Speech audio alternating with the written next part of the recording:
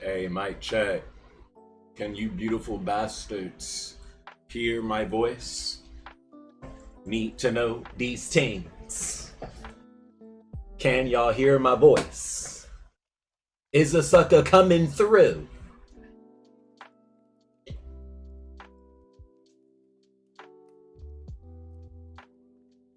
No? Alright, I'm gonna end the stream then. Hold on, wait a minute. Is that Sister Alicia I see? The Snow Bunny? Sister Alicia.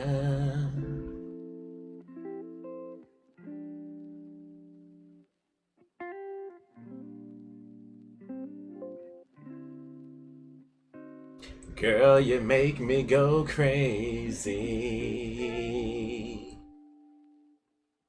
Woo.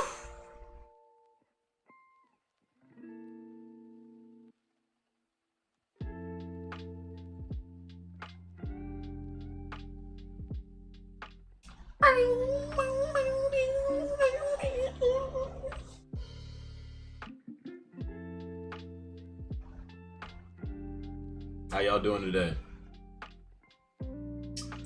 How is everyone doing today? Hope everybody doing good.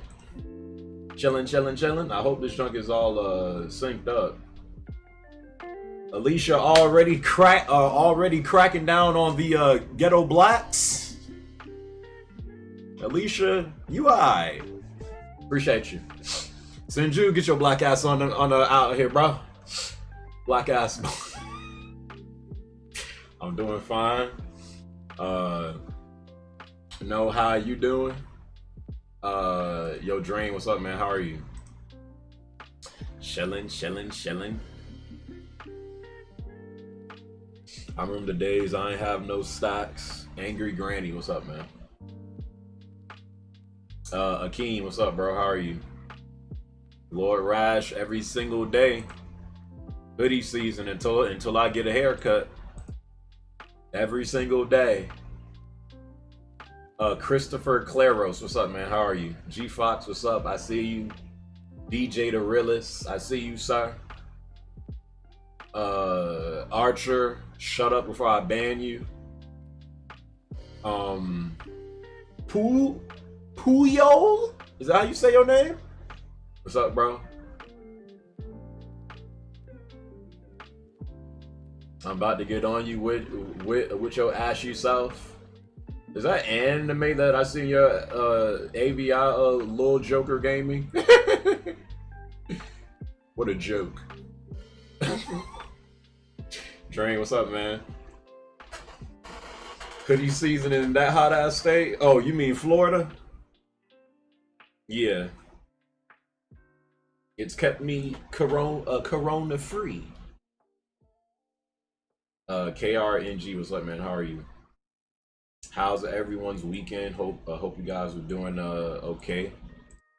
What you guys been up to today before we start? Seeing how you guys are, you know? You ain't have to do Little Joker, I love you. Already got the plat for Lasvia over. Really, Alicia? Oh man. What were you guys doing today? What you guys been up to? Before we start, why is there so many hidden?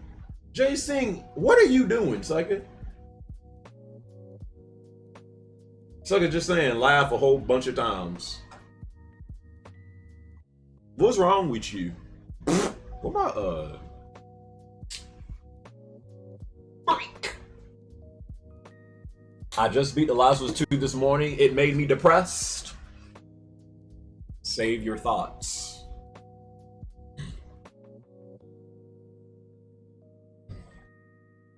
So again, we're gonna be doing a spoiler cast. So I'm sure you guys know what that means, right? If you ain't beat Last of Us 2 yet and you playing it, get your ass out. So you ain't spoiled. That's what it means. Or if you don't care about being spoiled, then stay.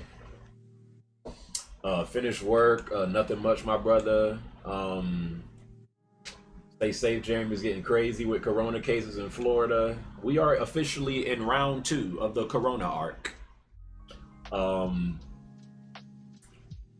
Last of Us 2 for the second time. I'm immune to its effects now. The guy who loves movies, what's up, man? How are you? Liking Abby, not gonna lie. Okay.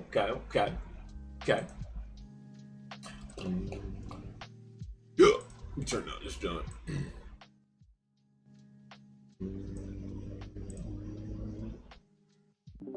Hola, ¿cómo estás? God. Jesus Christ. Hola, ¿cómo estás, my friend? Hola. This guy. Hola, papi chulo. Hold up, no. What you mean? What you mean? What you mean, Super? That's a whole Come pause. on. I'm sorry. Pause? What you mean, pause? Jerkin means papi chulo. So yes, we are doing a Last of Us 2. Let me open up my laptop real quick. We are doing a Last of Us 2 spoiler cast. Again, if you guys don't want to be spoiled, get your ass out. This ain't the stream for you. I did upload a spoiler-free review yesterday if you guys want to see. So yeah, and I really talked about kind of all the stuff, how I felt about the game after I beat it. But I guess I'll go, because a lot of people after that review was like, bro, can you please do like a spoiler review? And I'm like, no, but I'll do a spoiler cast. So so here, I guess so. Yeah, so here we are doing a spoiler cast for this. You guys will be able to call in, you know, to get your thoughts off and have your voice be heard, you know.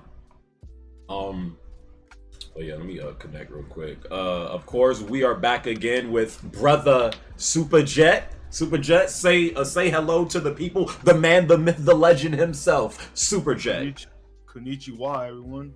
I can say the most controversial one in here, but This guy said the most controversial one in here. And we have none other than the most wholesome, well, one of the most wholesome white men that I know on Twitch / YouTube / the internet. A legend in the making, the Wendy's ambassador, who has put me on Wendy's breakfast. And he needs to tell y'all about it, because he really put me onto it. The man, the myth, the legend himself, walking in the flesh. The Cock Punch. What's up, fellas? We're out here. I'm about to dissect the living shit out of you. I'm gonna rip Neil Cuckman. The Cock Punch. Here you go. The glasses. What you mean? The glasses looking nice on a Death Punch. No, I can't see without them. I can't see without my glasses. I can't see without my glasses. Oh, El Strappo, what's up, man? Chilling. Let me open. You guys do have all. I guess I want to start from like the beginning, but chat, I will need y'all help because I'm trying to like kind of be in order. Like, you know, we go from. I mean, I don't want to just like go to like the ending and then we talk about that. Like, I want to talk about like every crucial moment that happened in this game in like order. So, chat, just try to keep us like organized. Don't let us like fall off, stuff like that. Let me get everything ready though. Again, you guys will be able to call in. Put that right there. There's some people in your chat saying I haven't even beat the game yet. Like, I haven't even finished the good. Eve, then why are you here, sis? Eve, I don't understand you. Go back to Call of Duty, Eve. Wow. Because I never played games before, I'm really gonna try and sit down and play a 30-hour game. That's right. Like, what's going on? And I see my name is spelled in supporter section. Dang, bro. Wait, what? I see where he says they're Patreon supporters. I see my name is misspelled.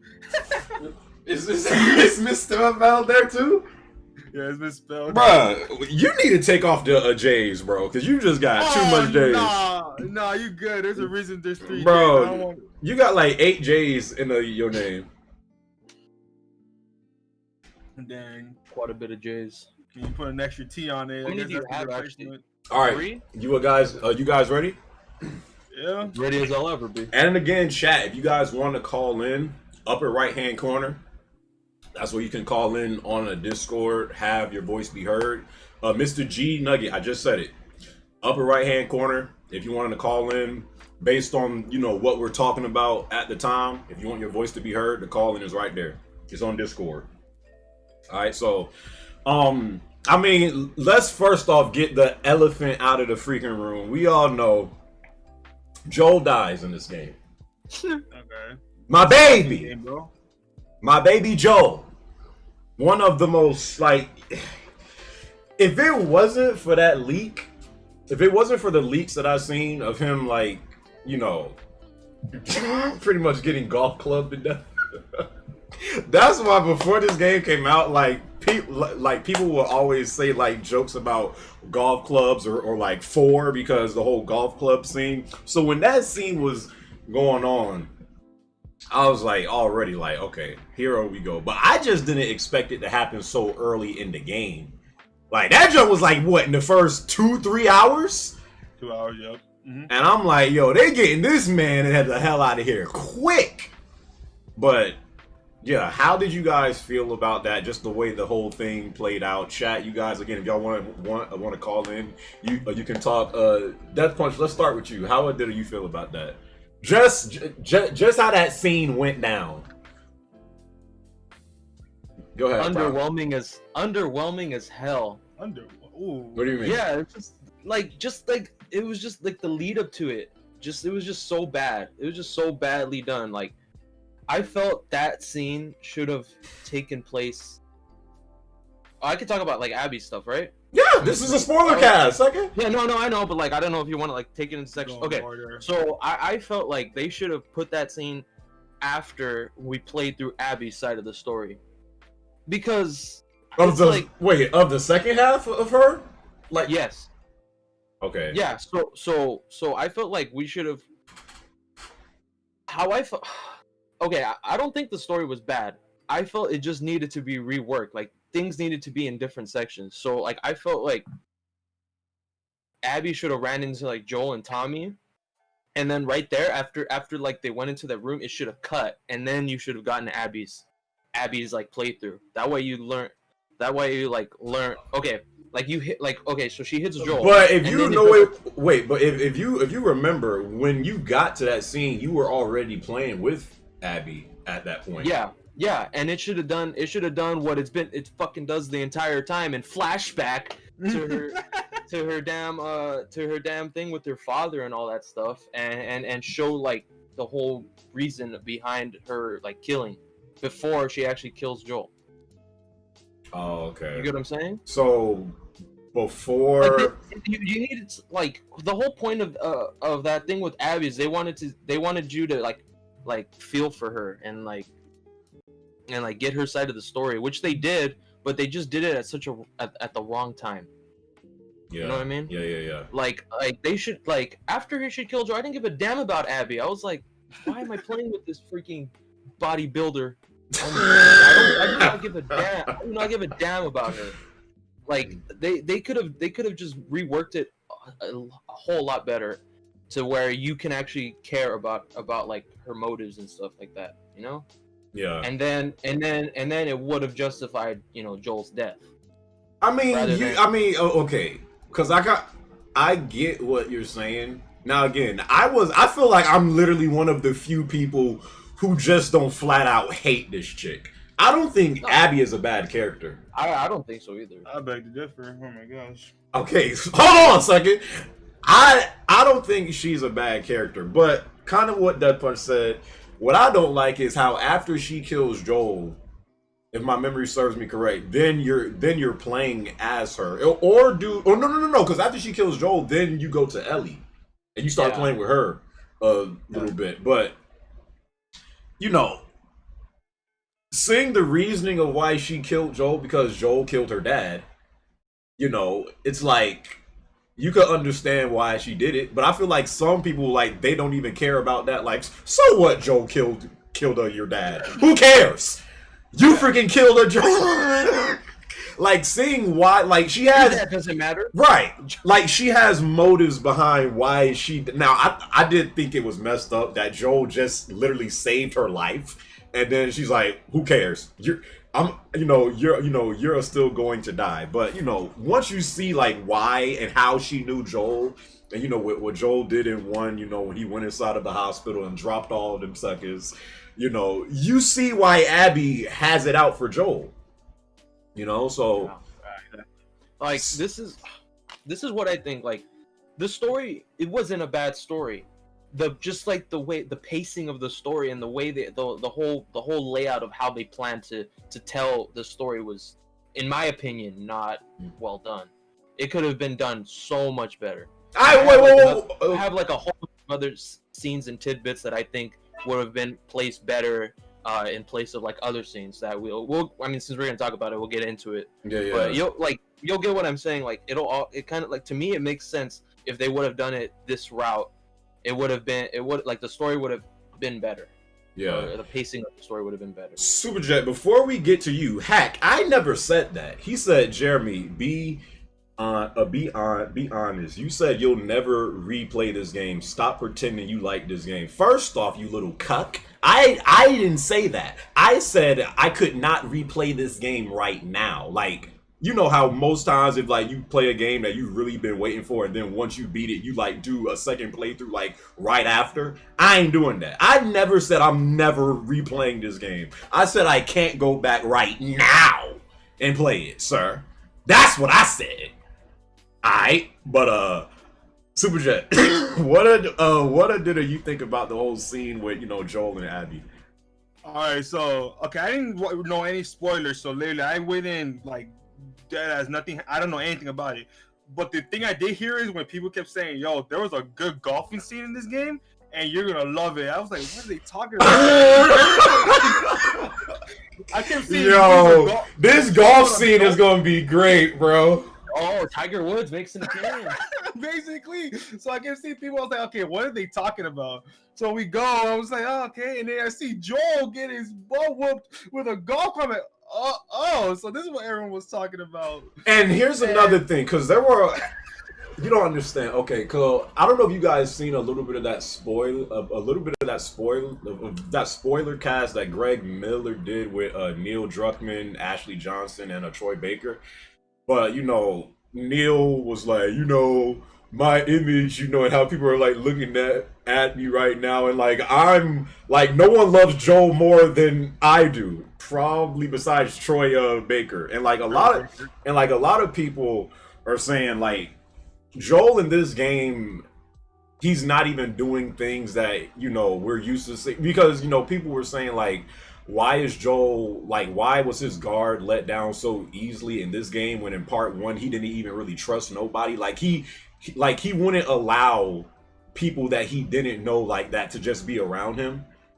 You know, like in that scene, like, you know, how they just walk in and like, you know, Joel and Tommy are being like all nice, and then Tommy is like trying to invite them to their you know, place. Why don't you come back to our station, restock? Yeah, Joel and Tommy would never, bro. yeah. So are you kidding me? Yeah, so even when I was looking at that scene, I'm like, okay, this is 5 years later, so maybe because, you know, it seemed like a lot of the groups in this game have a good setup. You know, like life is not normal. You know, life is not normal no more. But it seems like all of their groups, like they got like food, electricity. Like they freaking have nice houses there and stuff like that. So maybe, you know, throughout the 5 years, you know, they got a little softer. And you know, Joel is not in that savage mode that like he used to be in part one. So that's why like depressed. He was like more depressed because, you know, Ellie ignored him for so long. Maybe he's like wasn't really thinking about that anymore. Well, no, Salacious. That's where you're wrong, buddy. He says Joel trusted Henry and Sam in Last was One, but people just forget that part. First off, if you remember the very first scene of when Joel and Henry and Sam first met, Joel is literally beating Henry. Like, he's literally has Henry on the floor and like punching him until what's his name come out, Sam, and then he sees that there's a kid with him. And then he's like, oh, okay. So the first time he seen Henry, it was like he was going in. I'll pop your goddamn knee off. Yeah, so like, but yeah, so that's what a lot of people were saying. Like the way Joel even put himself in that in that situation to be put off guard like that wasn't in his character. What do you think, Superjet, just about how that whole scene played out? Oh, that whole death scene. Okay, I think I'm like one of the only people that actually was sad seeing that scene. Like I was not angry at all. I was actually kind of tearing up seeing Joel die like that. I understand why people are mad because Joel did die. I mean, that's your homeboy. Like you played a whole 20-hour game 7 years ago, and I know it's kind of iffy to see Joel die like that. But I don't know. I felt more sad more than actually mad that Joel died, and especially that early. Like, because everyone's saying that, oh, Joel, how the hell could they do to Joel? Like, they started ranting and all this stuff, and I don't know. I didn't feel that way, to be honest. Yeah. Chat. Actually sad. Chat. Let me ask you guys real quick. Are you guys? How can I say this? Are you guys mad that Joel died, or are you guys mad at the fact how Joel died, or are you mad at the fact he died so early in the game? I feel like I'm mad of. I feel like it's a combination of how he died and how early in the game he dies. No, his death felt like it had no meaning behind it. Died too early. How he died was the problem. 2 of the 3. Not it was mad. just kind of weird how he just the moment Tommy and Joel introduced themselves, Tommy got hit with a gun and Joel got shot in the leg. I'm like, oh, whoa, what's happening here? Yeah, I thought that was kind of faster, you know. But the Joel that I know would never let his guard down like that. How he died in his last scene with Ellie, they never. Yeah, that freaking last scene that they showed with Joel and Ellie, bro, that junk like got me to tear up. Cause I did not like how like Ellie was treating Joel. I really didn't. Yeah. Disrespectful of Joel. What did you guys think about the whole relationship, that they showed between Joel and Ellie in this game? Because in the first game they was like way much more closer, but in this game, Ellie does find out what Joel did back at the hospital, and she's kind of not too sure about how to feel about Joel. So just how you think about just the dynamic that they have in this game compared to 1? Go ahead, Jeff. Let me collect my thoughts. Let me collect my thoughts. Let me collect my thoughts. Let me arrange it. What I like to say is everyone keeps forgetting that at the end of The Last of Us 1, even Ellie was questioning Joel when when they say swear to me that there's no cure or whatever. So even then, Ellie was already questioning Joel's morality at that point alone. So yeah. I want to say it was reasonable that Ellie was freaking ignoring him for 3 years. I don't know. I think that's kind of outrageous. Or like I won't say she's overreacting, but 3 years of ignoring Joel, I think that's kind of outrageous. But wait, Superjet, hold on. Okay, so Derek says I understood that Ellie was pissed that Joel lied to him about the Firefly Hospital situation and never really let her make the decision. Okay, so I've been seeing a lot of people say this. Here's the thing. If you guys remember in Last of Us 1, Ellie, she don't even know what's going on until she's in the car with Joel and she wakes up. She's literally unconscious because she was just about to drown. Joel is doing CPR on Ellie while the Fireflies finally come across Ellie and Joel. Joel is trying to get Ellie to, not die from a drowning, and the Fireflies knock out Joel. Joel wakes up, He's inside of the hospital. Ellie's been unconscious this entire time. All she knew is she was supposed to get to the Fireflies. She doesn't know that she's about to die. So she's already unconscious, and they've already made the decision that we're going to kill Ellie. So she never even had a choice from the start. Like, really? So when people, like, even when Ellie said in Last of Us 2 that, like, you know, Joel took that, you know, chance from her to, like, do it. I'm like, chick, you wasn't even awake in the first place. Ellie literally did not know she was about to die. Because she didn't have that option. If it wasn't for Joel, she wouldn't have had no option. Yes. They would have fucking killed her. That's why you remember in part 1, I think Joel, like, once Marlene tells Joel what's going on, Joel's like, find another way. Because Joel's like, no. After I've been on this journey this long with this kid, after all the stuff that they went through, you think Joel was going to get there and then them, you know, just kill Ellie after all he just went through with her? No. You know, especially after that scene with David and like Ellie's crying in like his arm and stuff like that. Like, people ain't thinking about everything that happened in 1 and like why Joel did what he did. Continue, whoever.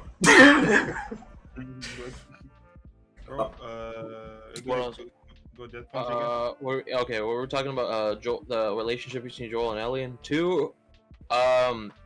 Honestly, the first flashback scene when, you know, Joel's doing something for Ellie's birthday, that was like the only like point in time to where I felt like I was still playing the first one. Like that flashback scene came at that flashback scene came at such a perfect time, and it was just which one? Just felt like which the one where they're going to the museum. Oh yeah. That flashback. I love that scene. That was an amazing scene, and it was just and you know, just seeing Joel and Ellie have that like same continued relationship that was based upon like the first game. It was just like that was an incredible scene. I'm sorry, Death Punch. That's exactly what I'm saying. So he says, why was the doctor so quick to perform the surgery? That's crazy. No blood test, days of observation. Like what? Like what the hell? The only immune person should be treated like royalty. That's what I was saying. Like, why were they so like? Because it wasn't even guaranteed after that. It was a risk, wasn't it? Yeah, like it wasn't guaranteed that they were even going to have a vaccine with that anyway. Yeah. So it's like he was just like that guy was only supposed to be. He said he only like they put him as like he's the only one that knew how to make a vaccine, but yeah, was he so sure that the vaccine was going to work or not? You know? Yeah. Like they never really got into the backstory of that, like how they were to make the vaccine and shit. But yeah, so like that museum scene was like so well done, and then like after that, just like all the flashback scenes, it was just disappointing to see like that drift apart from Joel and Ellie, and then you just see Joel get like more depressed in each like flashback scene when he's like with Ellie, and Ellie's treating him that way for the amount of time Joel was in it. Yeah, Philip, he never answered it. Ellie wasn't immune per se. She had a defect that stopped the growth of the fungus on her arm. No. She was a carrier of the virus, but she just wouldn't turn into it. They ran the test, but in order for them to, because the whole cordyceps fungus, it grows on the brain, so that's why she had to die. I'm saying it wasn't even guaranteed once they did that they would have a vaccine anyways. That's what I'm saying. Bro, the cure would have effed up the world more than it have been. They've already proven that people don't work together in an apocalyptic atmosphere. If there was a cure that was rare, imagine the blood. Yeah. What can we move to next? Again, chat, if you guys want to call in and have your and speak your opinion or have your voice be heard, upper right hand corner for the Discord. Let me check real quick if anybody. I actually did miss a call. Let me call Lloyd real quick. Lloyd, I am calling you, sir. Play the game again. Story went Jobo, you're actually like an idiot. Like actually. I like the car, to be honest. Finnegan, then call in, sir. All right, I'm just move to the next one. Big Sam. We go back. Hey, if y'all gonna call in, just be ready, please. Like the pacing of it was just fucking whack. Yo. I'm back. All right, Alicia, I will. Wait, what happened? No, he didn't answer. Okay. If y'all call in, please be ready, please. Yeah, please. Um, I wanted to like talk about like Abby's storyline. So I thought Abby's like storyline was actually decent. Like it was like yeah, it wasn't bad. It was well told. Like it was a well told story. Laura Bailey did a great voice acting job on her. I don't know if it was well told, but I actually like was rooting for Abby like, towards the end. The pacing of it was good. Like, yeah, you know, like all the transitions and stuff from her like showing like her motives, you know, going after Joel to like trying to you're kind of like correlating it because you know like when you're doing Seattle day 1, 2, and 3, you're kind of like thinking, oh shit, you know, Ellie's doing this, so it was kind of like it got you thinking of like okay, these two people are kind of in the same vicinity. They're in the same direction to do something. Like, you know, in Abby's case, she was trying to go to Owen and go to fucking Santa Monica. Yeah. Chat. Wait. Go. Death Punch. Go. Oh, honestly, I think playing as Abby kind of felt like playing as freaking Joel. Just because of how built she is. You had to craft the shivs to kill like clickers and stuff, which I liked. You know. What you mean? Huh? What you mean? Playing with Abby's like playing with because a Joe. She's like, because like the feeling of it, like, because she's like a tank, and you were going and like beating the shit out of like the runners and stuff, you know, like punching. Oh, you mean like gameplay wise? Gameplay wise. No, not character at all. No. Right. No, don't get it twisted. Do not get it twisted. I'm still Yeah. Good. But like playing it gameplay wise, you know, it's had the same feeling as playing as Joel, because of like, you know, she's like a heavier character and Joel was like a, you know, he's a heavier character, you know what I mean? Yeah. And then you would have to, you know, craft the shivs and stuff to take out like the clickers. You know, with Ellie it was just easy as hell to kill the clickers and stuff. GT, that's another thing. So GT says we wanted to play as Joel, but they gave us Abby. That okay. Great value Joel. That's what that was. And before I get into the infected and how y'all felt about them, I thought the perfect time that they should have let us play as Joel is that first encounter with the bloater. Like, you know how there's Ellie and Joel in that scene? Mm-hmm. But yeah, I thought in that scene they should have let you play as Joel. Like there were moments that they should have let you play as Joel, but you know, I get it. This wasn't, you know, really his story. Is more so, you know, the consequences of, you know, everything that happened in part 1 going into this one and stuff like that. But yeah, bro, playing as Tom, Nick. Oh, I agree with that too. Playing as Tommy would have been lit. Yeah, that would have been lit. Chat, real quick, how did you guys feel about Abby as a character? And freaking take the tampon out for a second. Don't be freaking soft. Forget about what happens in the first 2-3 hours of the game. After you finish the game, overall, how did you guys feel about Abby?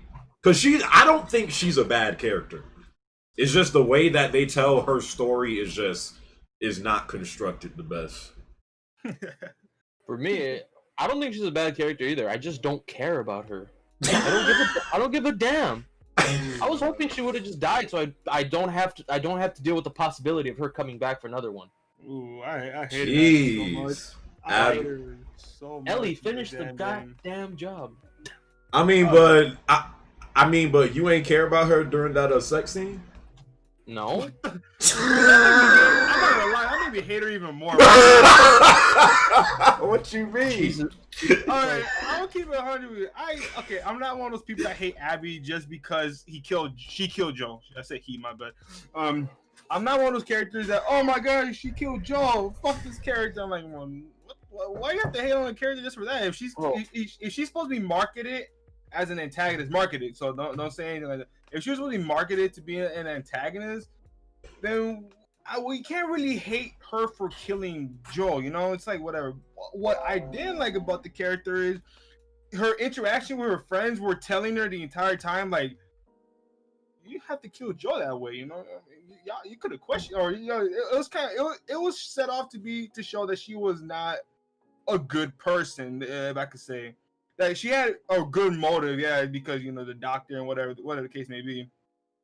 But during her storyline, it would just show like, oh, she's not a good person. Especially with that sex scene is proving another point, like, bro, you were just involved with this affair, bro. This sucker's about to have a kid and everything, a girl or a stable relation. Abby had to come in and say, nah, you mine. And I don't know, it was just kind of disturbing to play as Abby. That was Terrible. Bro, her chest was more built than fucking. Which? Jesus Christ, dude! Just those fucking thick ass pectorals. I'm like, oh my goodness. Abby was all over the place in terms of development because it's condensed into 4 days, while Ellie had a whole game already developed. And that's another thing. A lot of people felt like especially the second half where Abby should have been DLC. I don't think it should have been DLC, but I kind of agree with Death Punch. Like, again, going into this game, I didn't know that this story was going to focus so heavily on her character. But apparently on the Steelbook edition of the game, she's on the case. I didn't know how big of a character she was going to be in this game, so that's why when I'm playing the game and I'm seeing, yo, like, we've spent like 14 plus hours playing with this chick. Like, I just felt like a lot of people didn't know how huge of a character she was going to be. So then after what happens, you know, in the beginning of the game of how she does Joel, people then throughout the entirety of the rest of the game is like, I don't want to play with this character. Yeah. But I don't know. I think that's I don't know, because if you think about like the first Last of Us for a minute, like during the entire time we didn't really know that we're gonna end up playing as Ellie, and then that worked. Even though her section was showed, people really enjoyed her section and wanted more. In Abby's situation, I think it's kind of the opposite. I wasn't surprised that we played as her, especially because we had a whole trailer back in 2017 of her getting beat up in the forest, so it wasn't really shocking. I just think her story was more disappointing that people didn't want to play as her. If that make any sense? Like, I don't know, because like I said, people were excited to play as Ellie because I say that, you know, that got people more excited to play as her compared to how we played as Abby in this game. Yeah. Suspected shot. That's what a Death Punch said. What if they show Abby's flashbacks before they showed her killing Joel? Yeah. That's what he said. No. And then, you know, go. And okay, there was this. Okay, you remember the scene where what was it? Okay, Ellie gets to the aquarium, kills Mel and Owen. Yeah. This it's just like little things that freaking Naughty Dog could have done, because I was actually like into the story at that point. Like when she got to the aquarium, I was like, yo, okay, here we go. Like some shit's about to go down. Right. She kills Mel and Owen. I'm like, okay, I'm invested into this now. I want to see. And you see Abby, and then it cuts to her part. If they were gonna do that, they should have held that scene to where Ellie kills Mel and Owen, and somehow like transition to showing like Abby's like nearby in like the vicinity, not show the death of Mel and Owen yet, and then cut to Abby's part. I feel like that would have held a lot more players engaged in the story, because they'll be like, okay, I got to play through this part and see what's going down on Abby's side. That way I can get to what Ellie's doing and what Abby's gonna do, and it kind of would have more build up to that confrontation of Abby and Ellie, you know? Right. Like if they would have held that part of Ellie killing Mel and Owen, then transition to Abby's stuff, I felt like that the pacing of that and like the build up on of storyline wise for that, Mhm. it would have had more impact. Okay. I think. I Yeah. thought I thought that would have been better. Let me do a call in real quick to Lloyd, and I'll be right back. Alright. Faisal, you said the character development in general was underwhelming. No character had enough time to feel attached with. The old character we loved were killed early, or you have a lot of new characters introduced. Okay, I mean, and I seen chat saying we're gonna get into Jesse soon. I feel like, bro, almost every character in this game, I don't feel like had bad. Like, I liked Jesse. I even liked Dina. Like, I didn't think going into this game that I would like Dina. Dina was actually not that bad of a character. You know, yeah, we going to get into the whole Jesse thing, but I don't know if I fully agree with that. The character development in general was underwhelming. I don't know. But I could see how someone could say that. Let me, Lloyd wants to do a call in. Hello? Yeah, can you hear me? Yeah, I hear you. What's up, brother? What's going on? I just wanted to chime in a little bit and give my take on things a little bit. It's going to be kind of like a tangent, so to speak. So is that okay if I just go down a little bit? Yeah, just don't like have it be like, you know, like a college thesis or nothing like that. Like, For sure. yeah. Go ahead. But pretty much it's just what I think really is the issue here is that there's an agenda at play, and a lot of people aren't. What is this? What is this agenda that you speak of? Oh, the whole LGBTQP S OMP6. Why? With who? Abby? Or just like? No, like you got Abby, you got the whole like trans thing going on in a post-apocalyptic type environment. Just to kind of it's for me, it took me out of the whole realism, because what it did was it started applying things that is pretty much going on in modern day society, like and to me, I mean, sure, it happens around the same time that everything's going on, but I mean, it took the realism out of it for me, because how real is it for people to be focused on these transgender type things and whatnot in that environment? Okay, I get what you're saying, but I don't even feel like they spent too much. Like, they didn't spend too much time on Lev with that. Like, they, because even when like Lev like came on the screen, like and like my Twitch chat knows, like when he was talking, and I'm like, yo, these are two girls here. It was like, and then like I looked and then I looked at the chat, and then I think someone said it's a boy, and I'm like, no, it's not. Listen to his voice. But then because I had forgot that they had interviewed those two characters before this game came out. But then once they talked about, like, they spent like during that actual scene where Lev is like saying like, well I think it was his sister, but I don't feel like that was such a huge part of the game. Like, they kind of got it out the way pretty fast and then just moved on. No, I mean, well, it's really not just the whole trans thing, but then also too, Abby. To me, Abby's whole character basis is a message to the new generation of gamers, so to speak. From my opinion, you look at her build. I don't see how that's realistic if you have a female that has muscle mass to that extent in a post-apocalyptic environment. I mean, she wasn't like Hulk or nothing.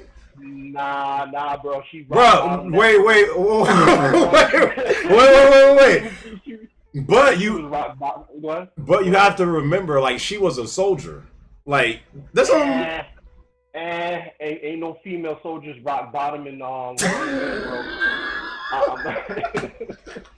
All right, then how did you feel about what's her name in Uncharted 4? Nadine. I mean, hey, look.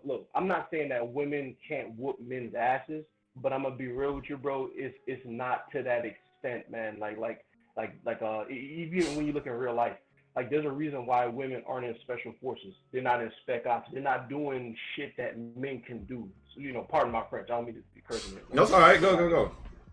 But nah, like to me, it just that's the part of the agenda is what I'm trying to like get through to you. I don't want to take up too much of your time, but in general, this is all overarching. These influences, these are gonna start changing the minds of the new generation of gamers, and start, you know, it's gonna start changing the mentality.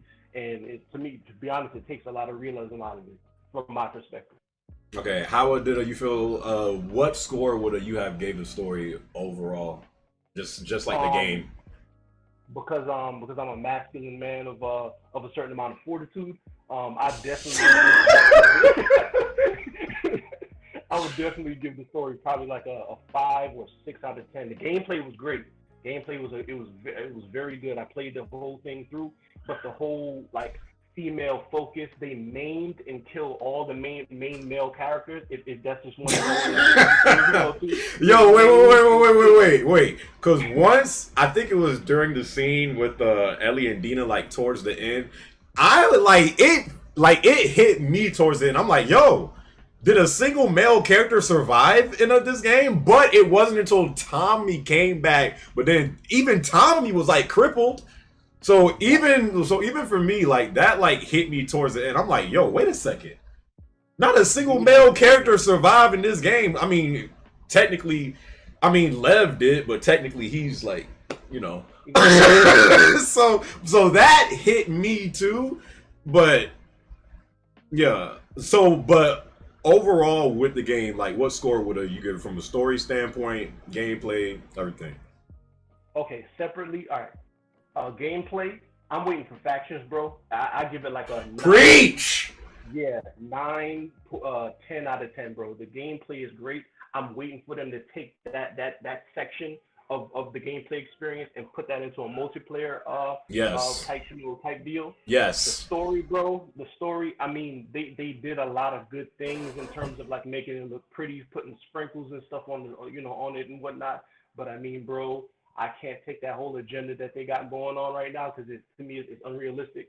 And I'll be real with you, man. They're gonna get a lot more backlash than this in the future going forward. I think a lot more games are gonna be coming out with this whole agenda. Strong females, beating dudes up, ripping ball sacks off, all that type of stuff. You don't like seeing a strong women in your games? You don't like stronger women? I like females who are who play their role. I'm gonna put it like that. What do you mean who will play their role? Yo, you are a misogynist. No. I'm a chauvinist. Okay. No, but I'll give this story like a 5 out of 10. Okay. 6 out of 10 maybe. All right. But yeah, man, it's good talking to you. All right, Lloyd. Thanks, man. All right, Jay the movie maker says it would have been different if Lev was trans just because, but Lev had a whole story about, and that whole Abby argument is BS. I think this man is looking too much into it. Faisal again says the problem, Neil was very vocal about the politics direction he is taking and how that certainly will affect his games because he saw that his approach to gaming was wrong, and this is what set a lot of people off. I mean, yeah, you definitely hear a lot of complaints just about, the message behind the game, whatever, and stuff like that. I seen freaking Goku called. Let's see what this other got to say. If he's there, you got like 10 seconds, sucker. Rosencrantz, shut up. Shut up. I didn't even clock Lev was trans until I watched really suspected shit? They were saying it in the game. What are you talking about? What? This guy. Hello, Goku. Hurry up, because I already know you about to troll. Just make this quick. Hey, Alpha will call you right back. Hold on. Alright. Let me get back to we back. What was that? Hold on. Wait. What? Was that Harvey Weinstein? What did you guys think about what Lloyd said? That was actually walling out. But let's be honest though, a lot of people do feel that way. Like a lot of people do feel like, you know, that agenda in I really feel like some people, the reason why they are hating on this game so much is just because of all that stuff that Lloyd was saying. Yeah. I mean, there's some partial truth to it. That was kind of extensive, I think. Yeah. But the LGBTQ agenda was definitely. I couldn't say that last. Okay, but the agenda was definitely there. Oh, for sure. What I was confused on was some dialogue between Abby and Yara. Oh my god. Let me switch topics. This man's about to get heated. Oh, Yara is annoying as hell. That's really trying to go after Lev. She wouldn't move, dude. She would fucking be like right on my ass. Oh, you talking? Oh, I thought you meant like something she had said or something. No, dude. She was just like as a as AI character. She was just annoying. She was like right on my ass. So there was you remember? Sucker, I felt like that towards Jet. In that big field, huh? No, go. Dude, when you were in that big field, I was I think I was hiding behind like these logs, and this sucker was freaking coming around the corner. I was like, okay, I'm gonna go backwards and sneak into the bushes. Right. This fucking bitch Yara, she was right on my ass, and I was like trying to move, and I try to go around her, and she fucking moves like to the left of me, and then she's still in my way. Like she's meant to be in your way.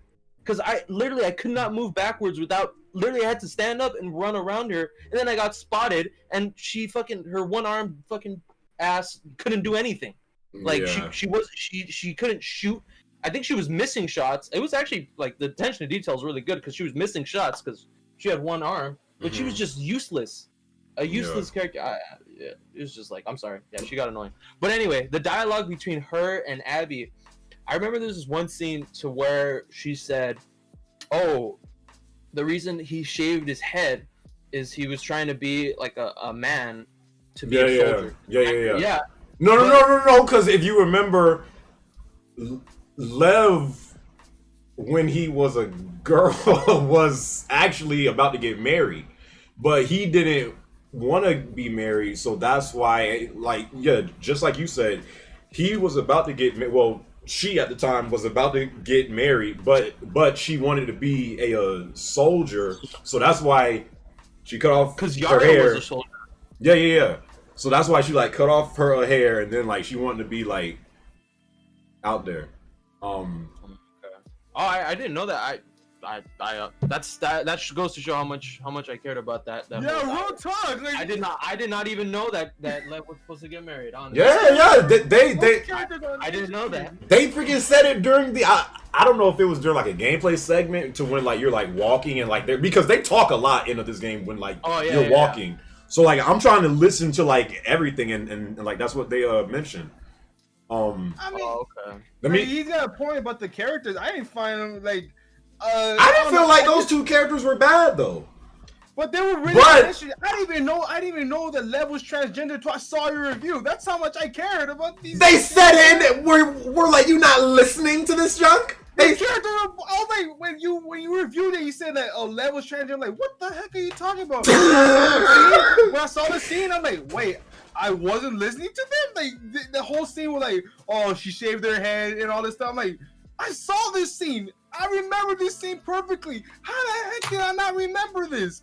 And then when I was questioning why they were calling him Lindy, I was like, oh, it's like a tribe name or something. I was thinking the entire time, like, yo, this is a tribe name or something. No, I didn't fucking know. Oh, this guy. Hold on, let me call in Goku. Yo, suckers really like. I feel like they weren't even like listening throughout the game. Goku, please be ready.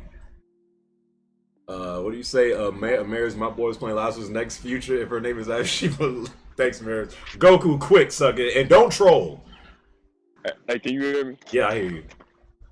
Hey, I got a few things to say, man. First of all, why is he streaming on YouTube? Lame as hell. Go, keep going. Second of all, don't ever compare these niggas to Rockstar again. Fuck is wrong with y'all? Hey, I did not beat this game, bro. How much hours are you into the game? I'll be Ellie section, bro. I'm gonna just say it like that. Wait, what? I'll be Ellie section. After that, I'll drop this shit. Do you plan on going back? Fuck no. I'll watch you beat it. Are you outside? Mm-hmm. What are you doing? Finna trash his motherfucking game. Okay, go. So I can say whatever you wanted to say. Hurry, You know. Hey. bro. Hurry up. Hey, I hope those ladies, what is it, the LTG, what is it called, the LGBT ladies? Bro, hurry up. Go. You're such an idiot, dog. Hey, we stream on Twitch, bro. Bro, do you have anything to say? Yes or no? Hurry, sucker. Hey, how does it feel to wait 7 years for this shit? All right, bro. Like, how does it feel? All right, peace out, bro. For Goku. If y'all don't know Goku, he's literally like a Twitch troll. K9, real quick. Hello? Yeah, hey man. What's up, brother? Everything's good. Everything's good. All right, So- real quick. Get your thoughts out, my guy. All right, part 2, man. I pre-ordered this game at last second, so I went into this open-minded. I seen some leaks. I didn't like certain things, so I went in this open-minded, and boy, oh boy, once I went through the freaking game, it started off cool, nice, and everything. But as soon as you reached to Abby, I was like, Yeah. oh my god, Yeah. it's just like I don't want to do this anymore. All I right. have to admit, there were some parts of the game that was pretty good, but overall, I did not like how they did with Ellie at the very end. Because you know that very last level where she had to travel all the way down to freaking California? Yes. And That's what I didn't like. I'm like towards that part, I'm like, bro, why is this game still going? Like that whole section, I didn't even want to do. Yeah, it was so pointless too. It felt kind of Tomb Raider, seeing they gave her an SMG. I don't know. It felt kind of Tomb Raider to me. Mm-hmm. I don't know. They kind of made like she stopped being Ellie. She started being Lara Croft for some reason. I don't know. That's what it felt like for that part. But yeah, this game. Whoa. Again, I felt like, because I think that scene happens after when Ellie and Dina are at the house hanging out with Jesse's baby, and Jesse's gone, of course. And then Tommy comes back in like the picture, and he kind of makes Ellie feel guilty because he's still trying to get Abby, but Ellie's trying to like settle down with Dina. But Tommy comes there and he's like, we still have to finish a job. So that's when Ellie, went back out because even she still, didn't really feel good about how that whole thing ended. Because Abby before that had like left Ellie, with blood all on her face, with the broken arm, and said, "Don't let me see you again." So then, I'm guessing like Ellie, she feels guilty because of how Tommy is going at her, and she doesn't really feel good about how it ended no ways. So yeah, she takes this long trip, but yeah, just the way they did it, I was like, bro. But what did you feel overall about the game? It felt like they need to make a part 2. You feel like it didn't need to have a part 2? Yeah, it felt like they need to make a part 2. After playing out this entire game, like, because this killing Joel was like the cornerstone of the entire series. So yeah, that's how I feel about it. This man said, "Wait, y'all spoiling? Suck it! It's a spoiler cast." Hello. Yeah. So you do your thing. All right, man. Nice talking to you. All right, K9. Thanks for the call in, bro. All right, peace out. Hey. I knew Goku was just gonna call in the troll. All right, yo, can we just say, do not ever talk to that man Goku on stream ever again. But Goku was always like that. I already expected it. Yeah, you should have known better. Hold on. It didn't help that he was playing ball outside, bro. The basketball here, man. This man's not thinking. He's black. That's what they do. They play basketball. That's the point. He got a whole spoiler podcast just to play some ball, and then he's done LGBT, the lettuce. Like, what the fuck? He's an idiot. Let me wait. Big Sam needs to get a quick call in. Let me join call. Hello, Big Sam. Oh, What's going on, bro? nothing much, man. I've just been watching your stream. Faisal said, "Can you imagine if Joel was kidnapped for exchange for Ellie to find a cure? Then Dina is also kidnapped by that religious group for being lesbian. Then Ellie has to make a decision who to save." That would have been different. Big Sam, what are your thoughts you want to get out? I mean, here's the thing. Thanks for the super chats, by the way, you guys. Go ahead. Yeah. So the game, I actually liked it. Even though the story was a little bit grim, I actually liked it overall. But I think they should have just like reordered some things, like with Abby. Like you should have played with Abby first, and then you play as Ellie. Honestly, and actually, and the gameplay was amazing, and everything else was amazing. Just the story should have been reordered in some ways. What score would you give the game? I'll overall? give it an 8.5 out of 10. Okay, so the same as me. Yeah, I had that like when I finished it like 2 days before, and that was my score overall after I finished it. So yeah, 8.5 out of 10 was my score overall. How you felt about Abby?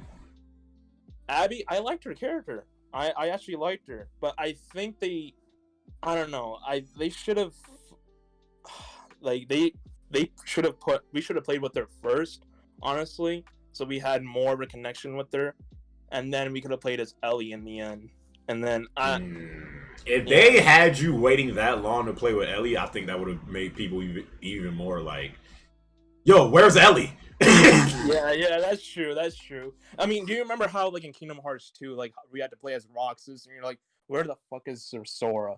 I'm like, yeah, but that wasn't for that long though. Yeah, I know, but and plus, oh god, in Kingdom Hearts, freaking Roxas is Sora. It's the way they tell that junk, but whatever. But yeah, I mean, yeah, but they could have like spread it out a little bit evenly for like maybe you could have played as Abby and Ellie, like.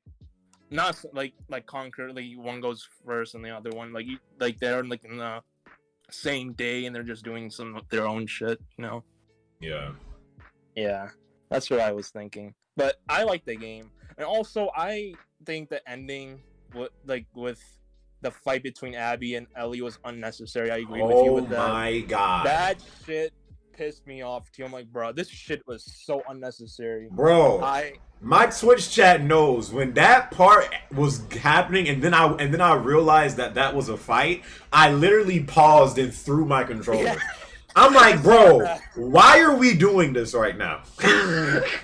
Like at that point, I didn't even want Abby to die. Like I felt bad for her. Literally, I felt bad for her too. I'm like, this is so unnecessary. And the way they did the flashback as she was about to kill, I'm like, bro, this is so unnecessary in the end anyway, because you're not even gonna kill her in the end anyway. You're just gonna go back and feel grim and have your family go away, and you don't even know where the hell they are anymore, and you're just like, this is all for nothing. Right, this is so stupid. Right. Do you plan on playing it again soon or no? The game? I plan to play it again soon, but not right now. I just feel depressed after playing that. That game I need to get my mind off of that game a little. I need to play it later, not right now. My mind is just like in a depressed mood after I play that game, man. I feel you. All right, Big Sam. Thanks for the call in, man. Yeah, for sure, bro. All right. All right. Drain. Hold up, Drain. Stay right next to your mic too. Let's move into Jesse. How you guys felt about Jesse? I thought Jesse was a great character. I thought they could have did more with him, but I really like Jesse. I really did. I thought he was a cool character too. The thing that pissed me off is he was just not there enough. Like I was cool with him helping Ellie during the story, you know, when he went to go help her later on, but he wasn't there enough. That was just the only problem. Yeah, they should have done more with his character, especially because I don't want to be that one person, but especially because he did date Dina, and Dina, he is a child. He does have a child with her. I thought they could have added something related to that, but nah, they just basically just shoved it in the corner and never talked about it ever again. Alicia, I feel the same. Just that whole like relationship between Ellie, Dina, and Jesse. Alicia, I felt like, bro, like this chick is pregnant laid up with Ellie, and I'm like, sucker, do you even like? That's Jesse's baby. I just thought like the way that whole like thing played out, like Dina's literally pregnant, laid up with Ellie, and she like in a way like she didn't even, at least the way it appeared, like she didn't even. Like she was more so worried about the safety of Ellie. It was like Jesse was just out doing his own thing. It's like, chick, you holding his baby. How did you feel about it, Death Punch? I think you're muted. I can't hear you. Oh, Go? yeah, I was muted. My bad. Go? Bro, Jesse's not dead. He's underneath the Oh. dumpster. That's what people saying was Glenn dies again. Bro, I was so shocked how like he went out too. I'm like, bro, what is this game doing? But how did you feel about his character, Death Punch? He was cool. I mean, to me, he didn't have enough like development. Like he wasn't in. I agree with Jet. Like he wasn't in it enough compared to like Dina, and you know Abby's side characters. Yeah, Jesse was kind of like he was probably in it a little less than Joel, I think. Yeah. I think yeah. I mean, like if Well, we're counting for like the whole time that Joel was actually in the game, like with flashbacks and stuff like that, it was probably about the same amount of time. You know what I mean? Like if you're accounting for like time, like the time that Joel was in the game in like the present day when everything's going on, then no. But if you're counting for like the amount of time that he was in the game in total, then yeah. But what I did not like is the Halo 5 stunt they pulled on us. What you mean? Dirty, bro. Remember where he's like, when Ellie, oh my god, after you get off that fucking insanely stupid freaking, remember that part? I think it's Seattle Day 2 when you first encounter the dogs. That second like whole encounter when you have to go through like 6 fucking houses to like escape them before the. Oh yeah. Oh my goodness. Yeah. That shit was annoying. But when fucking Jesse comes up and like gets her to avoiding the truck and he's like, "You think I'll let you do this on your own?" Oh yeah, that whole marketing thing they got. Yeah. Oh yeah. Well, no. Because you could even tell in that trailer, like, because if you remember before this game came out, because I know exactly what you're talking about. Like Ellie turns around and then she sees Joel, right? In like the trailer, but you could see like the whole scene is completely different. So I knew like that wasn't the same scene. Well, wait. No, Was it different? Yes, it was different. The same. No. Yeah. I gotta rewatch. It. Background. No, it was not. Rewatch it. Even then. Okay, look, I'm about to pull up the thing right now. It was the same scene. No, it even was then. not. You got Justin says, I won't lie, during the Ellie boss fight I let Ellie kill. Justin, we're going to get into that. Thanks for the for the super chat. We're going to get into that too. Let's see. No, Yusuf, he does. Joel says Ellie turns around and then she says, "What are you doing here?" And then it's Joel, and then he says, "You think I'll let you do this on your own?" But it's some completely different like background. So I knew they. The point of Joel saying it in the trailer, and then Jesse saying it. Wow, no.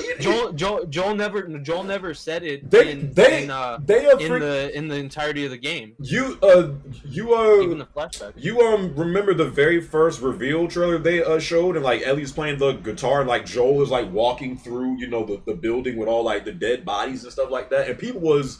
What are you doing, kiddo? Yeah, and people was like, and people were predicting right there that Joel was dead, and like I didn't want to believe it, but that scene never happened. Yes, that scene never happens at all. So they did a lot of stuff like that to where like they showed something in like a trailer, but it wasn't in the game. Yeah, it wasn't in the game. I want to say it was like Halo, because Halo 5 they literally made you believe you were about to fight Locke, and when it actually happens, it's like, sucker, what the freak is this? No, you know what? Okay, remember? I think it was like one of the packs or Paris Games Week when we were supposed to get a demo, or they were supposed to like have like a show floor demo. Yeah. You know what I think that was? The Abby part where she's escaping the scars with Lev and Yara.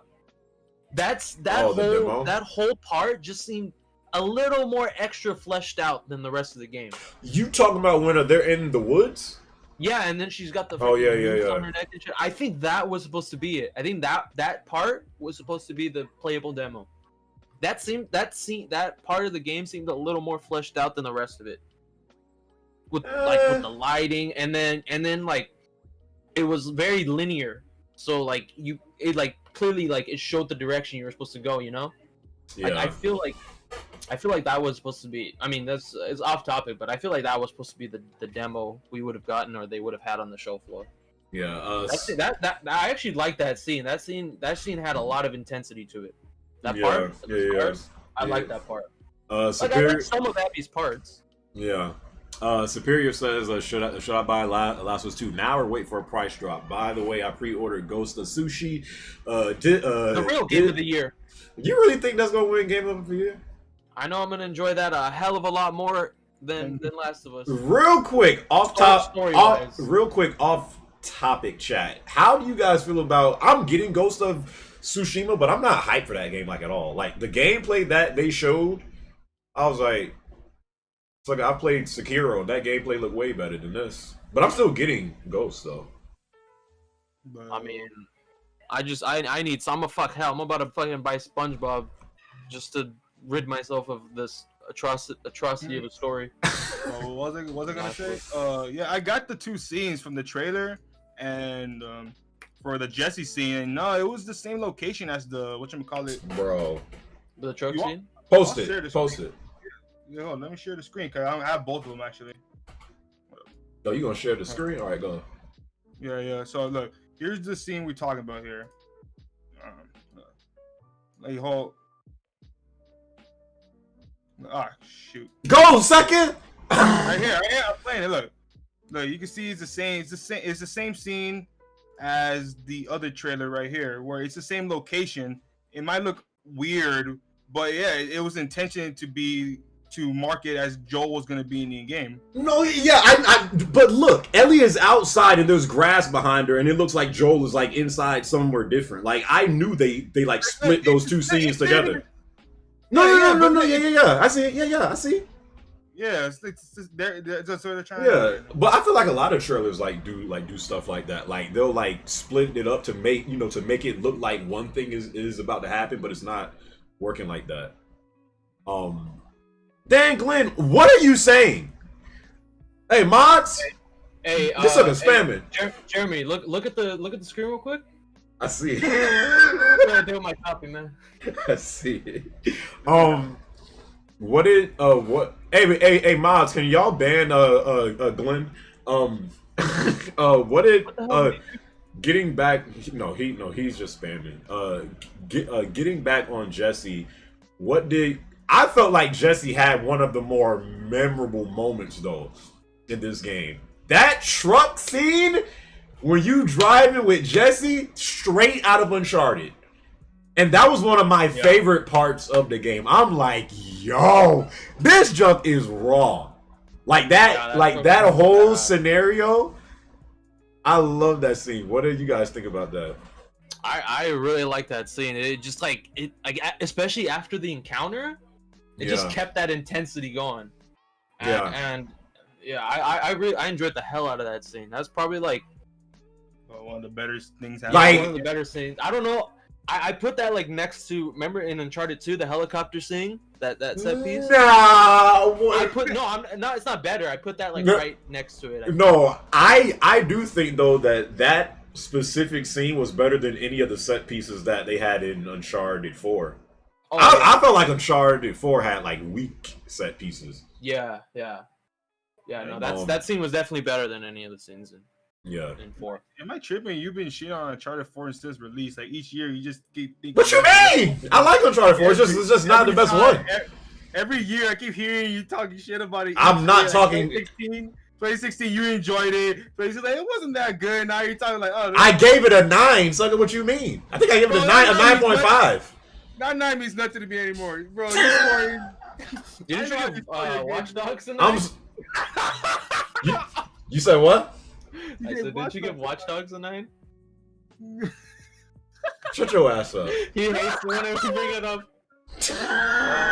Man. C-Mac, be quiet. But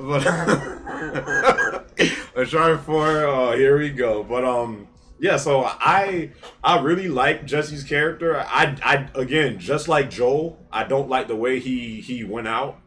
Yeah. Because it was just so like sudden. Like, what the freak? Really? But Yeah. Jesse was actually one of my favorite characters in the game. Really? Yeah, I really liked his character. No, I Alright. can't say that just because he wasn't there enough. I can't. I feel like he still feels like a stranger. What scene did you like about him the best? What part did you like with him? The freaking truck scene, sucker. Yeah, what part did you like with him, bro? But Exactly, he was not in there enough. What you mean? I mean, neither was freaking Joel. But I don't. I can't use I can't use Joel for example. You can't use Joel. We example. played an entire But 10-hour game with him. Neither really was. I mean, yeah, Dina was in there, but like once you found out this chick was pregnant, like she wasn't really in the game like that. She was freaking sitting on the couch for like the whole second half. She was doing important map work. That's what she was doing. What are you? There Go. was a lot more. There was way more conversations with Dina and Ellie than there was with Jesse. Well, of course, because that's Ellie's girlfriend. You know, Yeah, but like it's like it was munch diving. Actually, can we talk about that real quick? Weren't they The just Munch dating for Dive like starter 2 pack. days? Weren't they dating for like 2 days and all of a sudden they're like madly in love with each other and shit like that during the story? That's what was tripping me out. Well, I felt like Dina was more so in love with Ellie, but then Ellie, you know, kind of just started to, you know, like Dina more. We knew at the beginning of the day that she had like a little crush on her, whatever the case may be. But I don't know, it was just kind of odd that they're supposedly in a full blown relationship. It's been like maybe like a week or two since they even got together. I don't know. That's what I kind of noticed. Trigon. Trigon said Jesse was just a sperm donor. Yo, pretty much. Pretty much. But, you know, yeah, because they never at no point really show you like the relationship that Jesse and Dean had together.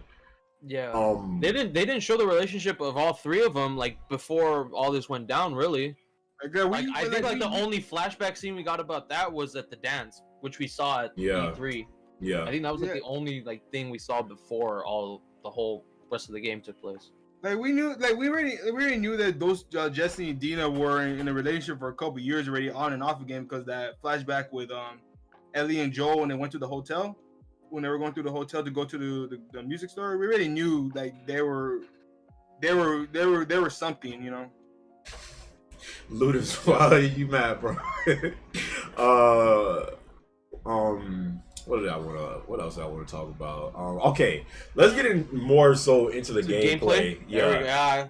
I want again, just like I said in my review, I felt like easily the gameplay carried this game. I felt like the improvement from the gameplay, and I liked the gameplay in, you know, part one, but one of the biggest, you know, critiques in The Last of Us Part 1 was, you know, of course the AI and stuff like that, and the melee combat was scuffed. Especially now when I was trying to do like my no death grounded run, bro, I do not remember Last of Us 1's gameplay being that scuffed. Like if you play Last of Us 1 today, PS4 remastered, like you see like glaring flaws in like the gameplay now, but when the game first came out, it wasn't really like that. But yeah, just seeing the improvement from the gameplay mechanics from 1 to 2, like it just feels like they like refined everything and tweaked everything to its absolute best. I felt like, and that and that's why I say because I've seen some people say that the freaking gameplay in this game is like trash scripted garbage. I'm like, sucker, what is you talking about? The gameplay in this game, I don't feel like no one can deny it, is fire. Like, the gameplay is so good. What's that you just put on the screen, that punch? This y'all game of the year?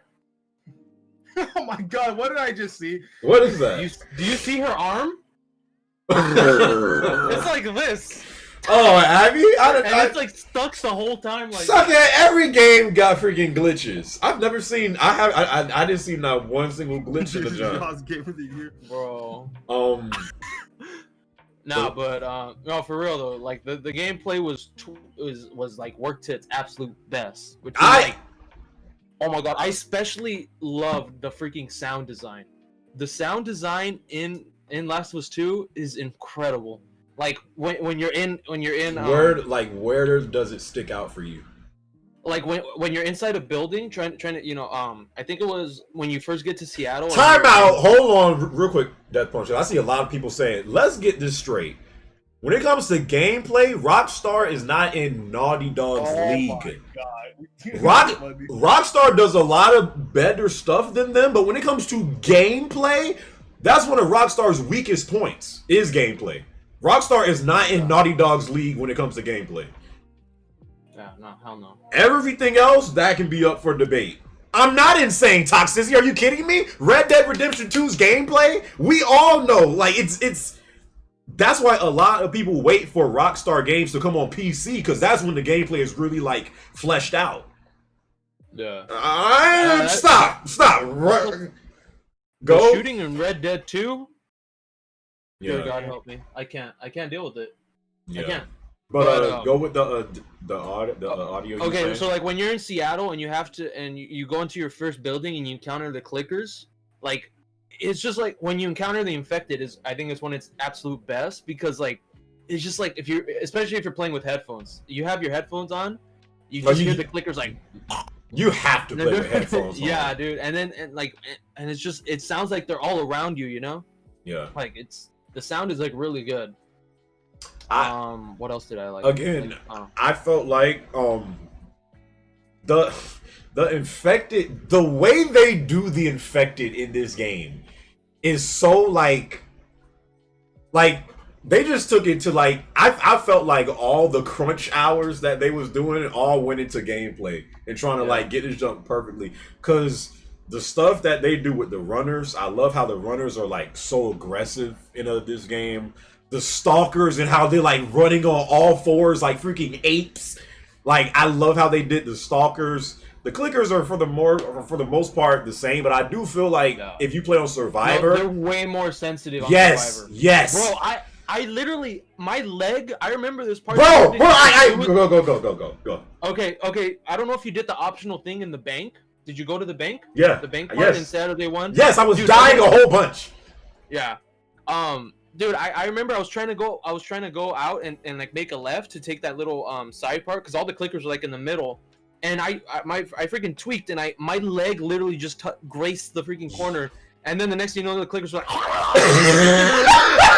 Bro, I was saying, and like my chat was roasting me. I'm like, sucker, are y'all playing on Survivor? If you played on Survivor difficulty, they are so like, it is not just the infected, it's the humans too. They are so sensitive to every little thing you do. It is so hard to play stealthy on Survivor, because even if you're not moving, just like you said, if your freaking shoe like touches like a freaking chair or something, the clickers hear that junk, and it's like, bro, it's if there's more than two clickers in the room, you might as well just try to fucking start shooting them, because you're not going to be able to sneak and kill all 4 of them. You know, one of them is bound to recognize you. Literally, in that bank, my leg literally touched this freaking corner of the room, and all the clickers recognized me, and I died. Yes, it's the worst. That's why that's why I'm like, bro. Once they put grounded mode in this game, after how Survivor is, bro. Dear God help me. Dear God help me. That ain't gonna be no joke. Well, I don't know if it was just on Survivor that they're like that, but wait, Sia Max said, what does Death Punch know about Survivor? He was playing on Kids Smooth mode. Is this true? You cannot talk about Last of Us. You are the worst Last of Us faction player I've ever seen. Jesus Christ. Hey, he ain't wrong, C-Mac. He ain't wrong, bro. Street seen what I did to you on the stream. Just saying. You might as well go join those hillbillies you played against that one day. and join the armor and shotgun gang. Good God. Actually, Mamba, I didn't hit up none of those options with the accessibility. Did you guys go into that options and anything for that? No, I just clicked Survivor and I started. Yeah. No. What about you guys, chat? Did you guys go into the into the options with all the accessibility stuff that they had? I didn't go into it. But yeah, going back to the infected, especially if you plan on Survivor, what they did with the runners, the stalkers, the clickers, I have to have a whole segment for the bloaters. The bloaters in this Oh my game, God, dog, the bloaters. bro. Superjet, what did you think about just how they changed? Because it was for the most part the same infected in this game that they had in part 1. But how do you think that they like improved on it? What's your opinion? All right, so okay, the bloaters. Bro, they felt like mini boss fights.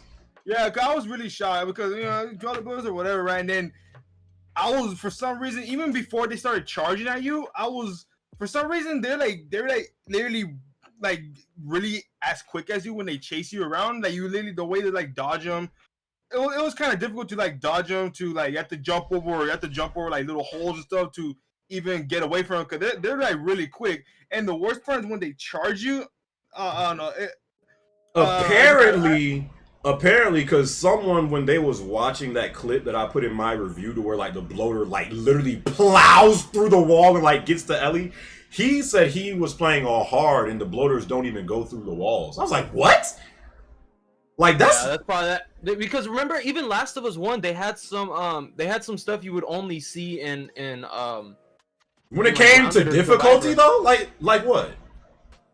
I don't remember. Oh, you know what? Never mind. I'm thinking of the wrong game. Like I'm thinking, bro, if that's true, people are literally missing out on how much more intense the game is. Just with how certain stuff plays out when you're playing on Survivor. You know what? It honestly also it depends where you're standing. Because I remember I died on my first bloater encounter. Fucking scared the shit out of me. I actually didn't die. You explained it perfectly. Like it literally Bane tier. Like when they charge at you, and then when you have the headset on, you're trying to run away, and you just hear them. Yeah. Oh my God. Okay, so people are saying that a dude was lying, that they do go through walls so hard. But I noticed, like, if you depends where you stand. So okay, you know when you go through the little crack in the wall in the first bloater encounter and you stand, I think there's like a couch right there or something, or a table. Yeah. If you're like standing right there, that's when the bloater will just bust through the wall. But if you're just like running in a circle, they'll just try to go through the doors. Yeah. Because I didn't stand. I just kept moving, and he didn't bust through the wall the second time, but he did the first time. Yeah. But I was just so impressed how like they revamped like the encounters with every infected. Like you can't approach them the same way you did in 1 and 2. Like because different stuff happens. I was so impressed with that. Like before we get to the final infected form, what did you guys think about the Shambler? That's the one. I think I like the Shambler. I just felt watching the state of play, they kind of hyped it a little too much. I agree. Intimidating, but they were kind of easy. I agree. Like literally one molly and a shot with the carbine, or the bolt action rifle, it killed them. I agree. It killed them. Yeah, I don't. Now when there's like 2 of them or 3 of them, it gets a little tough. You remember a couple encounters, there'd be like 2. Yeah. And I kill one, and like the other one would like come up behind me, and then they just fucking they blow up, and I'd be stuck. And that range is pretty OP in Survivor, like of the gas, and that gas actually lingers for a minute. If you go back to that section, even after they're dead, the fucking gas is still there. It's so annoying. Yeah. I do agree. Like I thought Shamblers, I mean, again, they're not bad, but yeah, I just thought that they would be more like threatening, and they're kind of just like, because I thought that was going to be the form after bloaters, the way they made it like look like, but I'm like, no, bloaters still got this junk easily. The bloaters was still, it was like they took what they did in Last of Us 1 and just like vamped it up to the max. Made it like a boss fight. Like I felt more intimidated by the bloaters than anything. What do you guys felt about the stalkers? The stalkers, the stalkers were so they're so fucking hilarious. What do you mean? Yeah, dude, because like, remember when you first encounter the stalker? I think if you walk out that room, you just see it like, like crawls away like a little fucking rat. Yeah. Bro, and I love when you're like overlooking the area and you just see him just like crawl. It looks so funny. Yeah. But it got me a few times because like I would like be trying to sneak and I didn't see him move. Normally like I try to look for him, see him move. You could and then like graphically that you can if they're in an area when there's like a little bit of light, you can see their shadow. Like the attention to detail is just incredible. But yeah, the way they hide and then when you fight them and like you said in your review, when you freaking swing the bat and they duck, like they sometimes literally dodge your attacks. Yeah, it's a like, real like when you encounter them, it's literally like a 1v1 like fight. Yeah, it kind of seems like the stalkers are the more like smarter infected. Yeah. Like I liked the stalkers. Like that's why I kind of wish they went more into detail of just like, you know, how each. That's another thing that I was kind of disappointed in this game. I felt like they should have kind of, at least I wanted to see them go more into detail about the differences between each form and like, you know, how they change. Yeah. Let's get to, of course, the Rat King. That whole freaking jump was something taken straight out of Resident Evil. Like that whole freaking thing, because you know when before the game came out, and then Anil was like, there'll be some new and there'll be some new infected that you guys will find out, and then like you hear this roar, but you don't know what it is. So the Rat King, chat, what did you guys think about the Rat King? That whole fight, I loved the music on that fight, the OST. You know, playing with Abby, when you're playing this jump on Survivor, the music is just in the background and the thing moves quick. So it's like you gotta and again when you're on Survivor, you don't have a lot of ammo. So like when I was playing against it, I'm like running around the whole thing looking for bullets the whole time.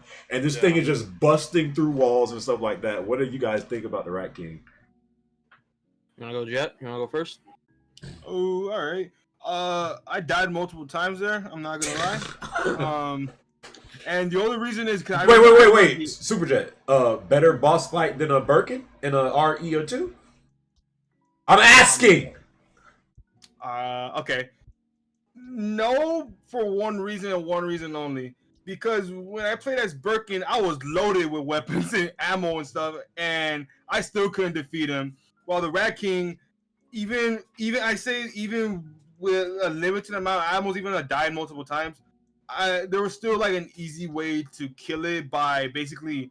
What difficulty was that you playing on? I'm not answering that question. No, because this is important. What difficulty? What was? Go. Played on normal. Okay. That's not bad. All right, but yeah, but the thing about him is, I don't know. I was dying multiple times just because I didn't have any ammo out. Like, not even gonna trip. When I was running around, especially because the second foreman guy, well, not the second foreman, when that other. Yes, it's like and that's another thing. I don't know if that jump was like a hybrid between a stalker and clicker. Like remember once you like, I guess get him down halfway, like the freaking second piece of him like falls off and it's like a stalker, but it like has on like a bunch of armor. I felt like it was like a hybrid between like a stalker / clicker, because the Rat King?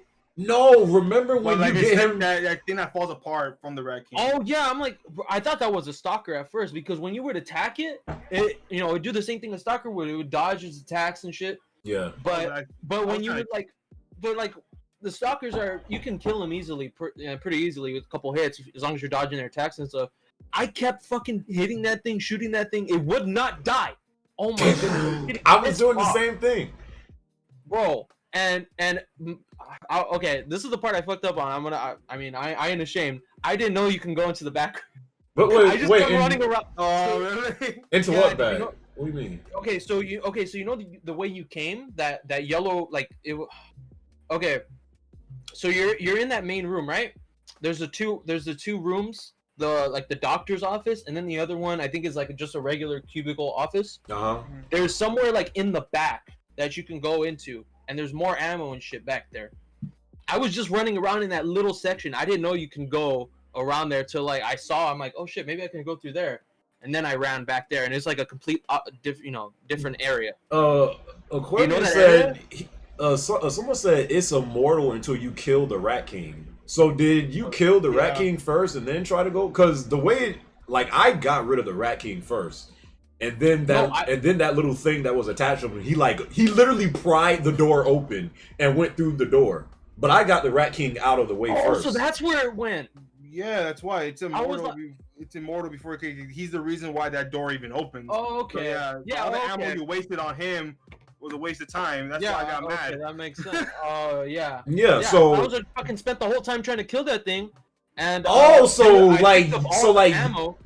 can't kill it, I guess. Wait, so when he got attached, you completely focused on him instead of the Rat King? Yeah, because this fucking guy would be hiding in a corner, and I'd be trying to run away from the Rat King, and then he'd be like, and then the fucking Nah, I got the Rat King out the way first because it was just too much.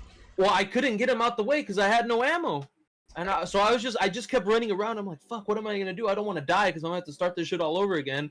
And then on the corner of my eye, I saw that freaking door. I'm like, oh shit, let me see if I could go through there, and I did, and there was just heaps of fucking ammo back there, and I finally killed him.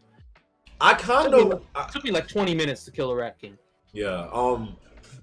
Hey, can someone in chat put up the definition of the Rat King? Because I don't think that's an actual next stage of infected. I just thought that was like a one-time deal. I don't think if there is future. Yeah. Well, at this point, I don't want there to be a future Last of Us, but if there is a future one, I don't think that's going to be something we see too often. Yeah, if at all. That's a one-time thing. Yeah, because remember, a lot of areas and stuff are cleared, but remember they said since the outbreak, no one went to the lower levels of the hospital. If you don't remember, the dialogue section with Abby and Nora. Yeah. They said there's a reason nobody's went down there. Hell, long behold, it was this fucking Birkin clone. Yeah, a Rat King is a collection of rats whose tails are intertwined and bound together by one of several possible mechanisms, such as entangling material like hair or sticky substances like sap or gum. Yeah, because when I beat that thing and I'm like, yo, what do they eat? What is the name of this thing? And then chat was saying Rat King, and I'm like, that's stupid. But then but then you figure out why they named it that. So yeah, I don't think that's an actual infected form. That's a one-time deal. That's a one-time, yeah. Did you like that boss fight though? I liked it. I kind of liked that boss fight. I did. I still think the bloater is the funnest one though, because when he's charging at you and you hear him, I was like, oh shit, it gets you kind of on edge, Yeah. How close is he? I do, and because I really love the infected a lot. I just wish they went more into the lore of them and just lore of them. Yeah. I was just disappointed with that. Jeez, what else can we talk about? You know what I want to bring up is that, first of all, the fucking part where Ellie goes to Santa Monica, you were talking about that with another one of the viewers. I don't remember who. But... Wait, before we get to that part, because that's kind of near the end. Okay, yeah. So, we gotta talk about Tommy, because Tommy, and a lot of people have said that they will want some DLC for Tommy, just to see, because this dude is literally slaying all of the wolves throughout the game. And at first I'm like, bro, Tommy, you ain't gonna get revenge, because you remember right after Jola dies, he's you don't know how many there are, you don't know how large that group is. but then this sucker goes out by himself, and Tommy is literally this sucker is is like Rambo pretty much. Just destroying. I was like, bro, when did Tommy get so much of a savage? I know. He doesn't even seem like that. Yeah, he don't. The whole time you see him in the game, he's just oh, oh Ellie, like, he's all lighthearted and stuff. Yes, like, which is what seem like that. Which is you don't another see, like, that fucking evil in his eye, like these motherfuckers killed my brother. yes, like, you don't see that. Which is why another thing that frustrated me is how. Again, this goes back to Joel. I didn't like how you didn't really see, like, Joel and Tommy really in action.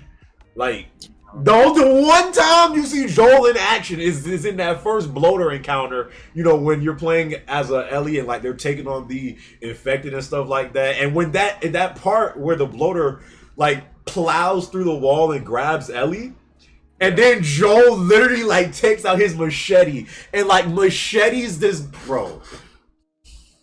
That's why I'm saying Joel, not my Joel. He would have never trusted that. Which is another, like, route. I feel like that's why some people don't like how it played out between him and Abby. And that's what I was saying before this game came out. I'm like, suckers think Joel is going to be this, like, beat down, crippled. Oh, Joel's old. Joel's old. I'm like, suck it. This man is like what? Probably mid 40s. Yeah. Well, no, because in Last of Us 1, he was like what, mid 40s. So he has to be like 50 max right now. It's not no mid 50. But wait, what? How does that make sense? How long was that time skip after his daughter died in the beginning of life? Wasn't it like 20 years? It was a 20-year time skip, but he still, remember in Last of Us 1, he's like mid 40s at that point. Yeah, and then this game is what, 5 years after? Yeah, so he has to be like 50 or like early 50s. Yeah. But the way people were saying, like, Joel is going to be this, like, old like decrepit suck. I'm like, bro, have you also forgot who Joel is? And like, I think when that part is happening, I think Ellie is 17 at that point.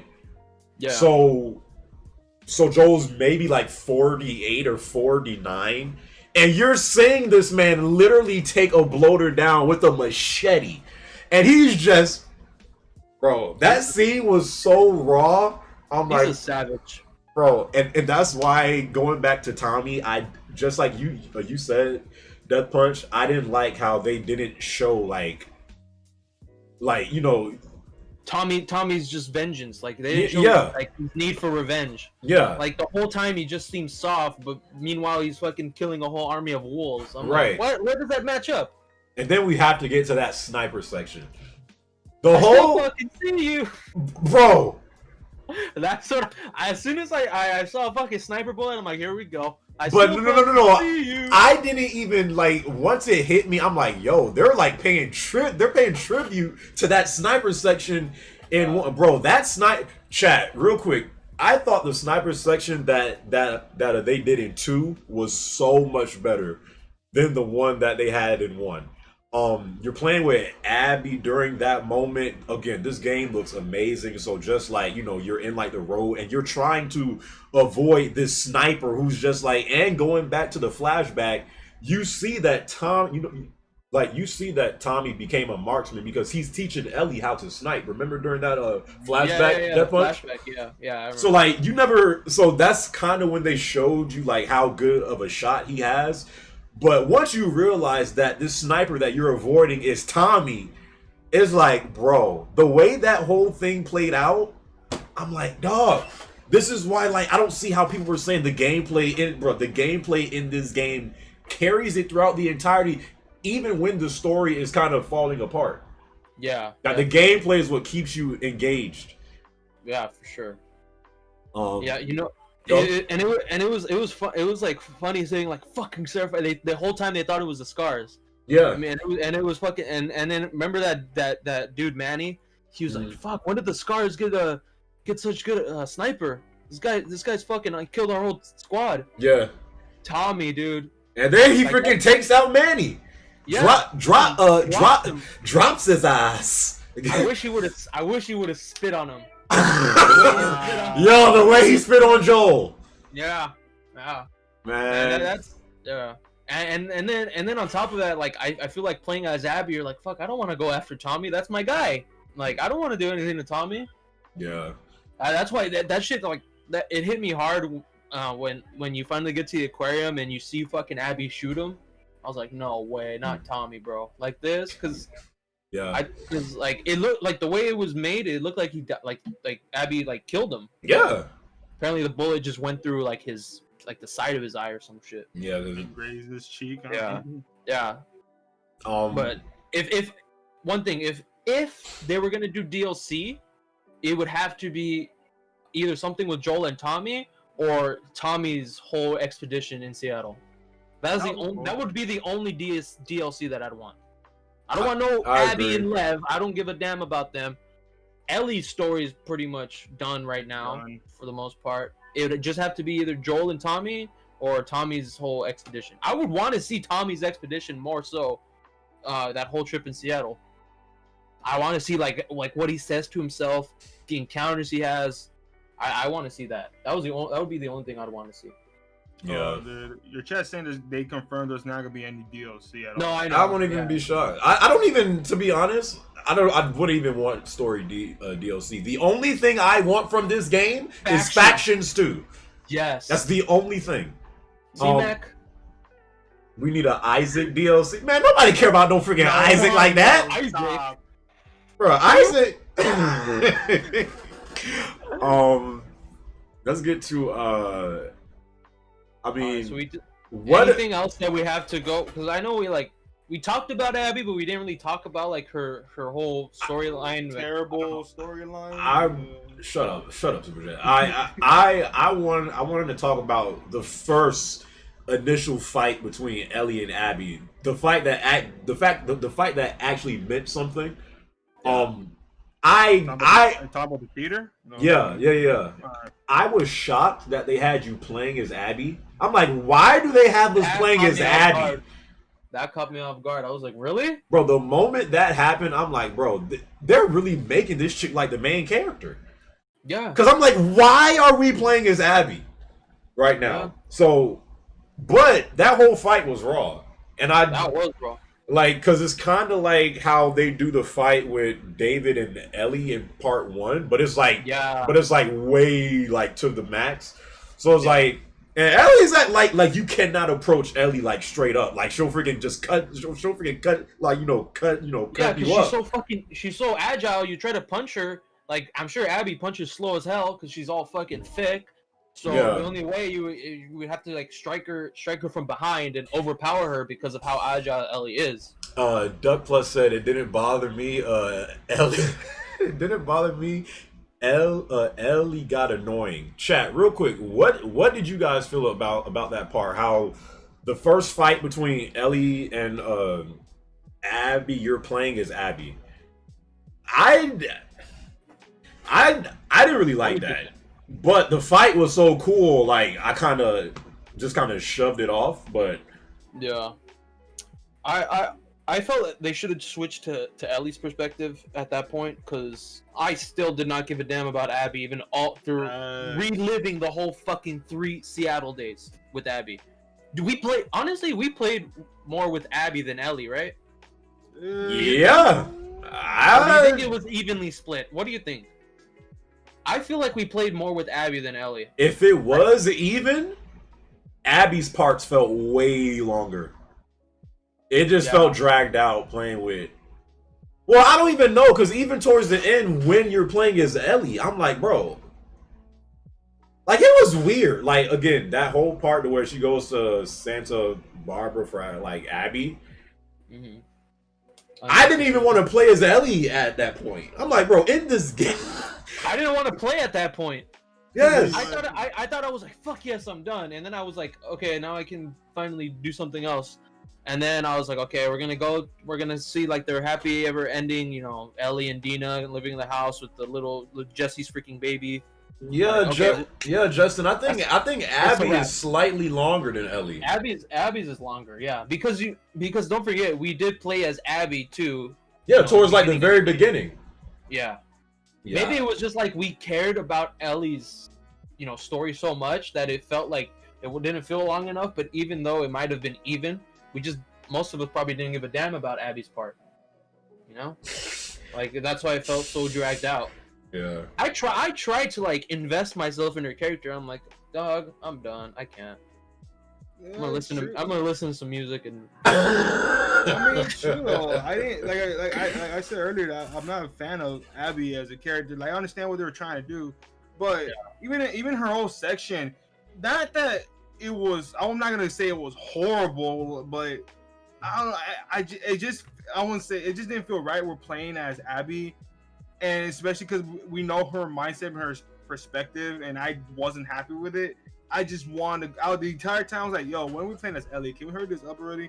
And like, I was like, and when you guys were talking about Santa Barbara, I was actually really relieved that we're playing as Ellie because we went to play back as Abby for a split second beforehand. So when we played as Ellie, I'm like, "Oh, thank God, finally." Steady Chaos. I agree. He has said, how can you not empathize with Abby? She's the same as Ellie, basically. I actually do agree with that. Like, cause I feel like this whole story is literally showing you all the loss that Ellie's going through and all the loss that Abby's going through. But because they're on different sides and because we've been with, you know, Ellie longer, we empathize more with Ellie. But really, if you look at it, Abby is no different from Ellie. Yeah, no. Okay, I get where he's coming from. Where he's saying that, yeah, they're going through revenge. The reason why I don't sympathize with Abby that much is because, like I said earlier, it's because she was shown in her perspective, even by her friends, and even what she did in the story. Like, she was really not a good person. I'm not saying really, like, Abby. Like, even like, her friends calling her out for the things she did. And who, Mel? Mel was a annoying. Who cares about Mel? No, not even Mel. Even when some people were like, even when some people were questioning how she executed Joel, even they were like, why'd you kill him like that? Like everything she was doing were really judged. Were like it was really it was showing a negative perspective. So I was really thinking like, yo, Abby's not really a good person, you know. I was really thinking that the entire time. So when I was playing through, especially even though it's not a real argument to bring up, even when she was involved with the whole Owen and Abby sex scene, and how I don't know, it was just kind of weird going through Abby's perspective when she's antagonized the entire story. I don't know, it just felt off. Like why are we playing as this character? I don't know. Yeah, I understand what you're saying. Alex said, Abby is clearly a fucking asshole.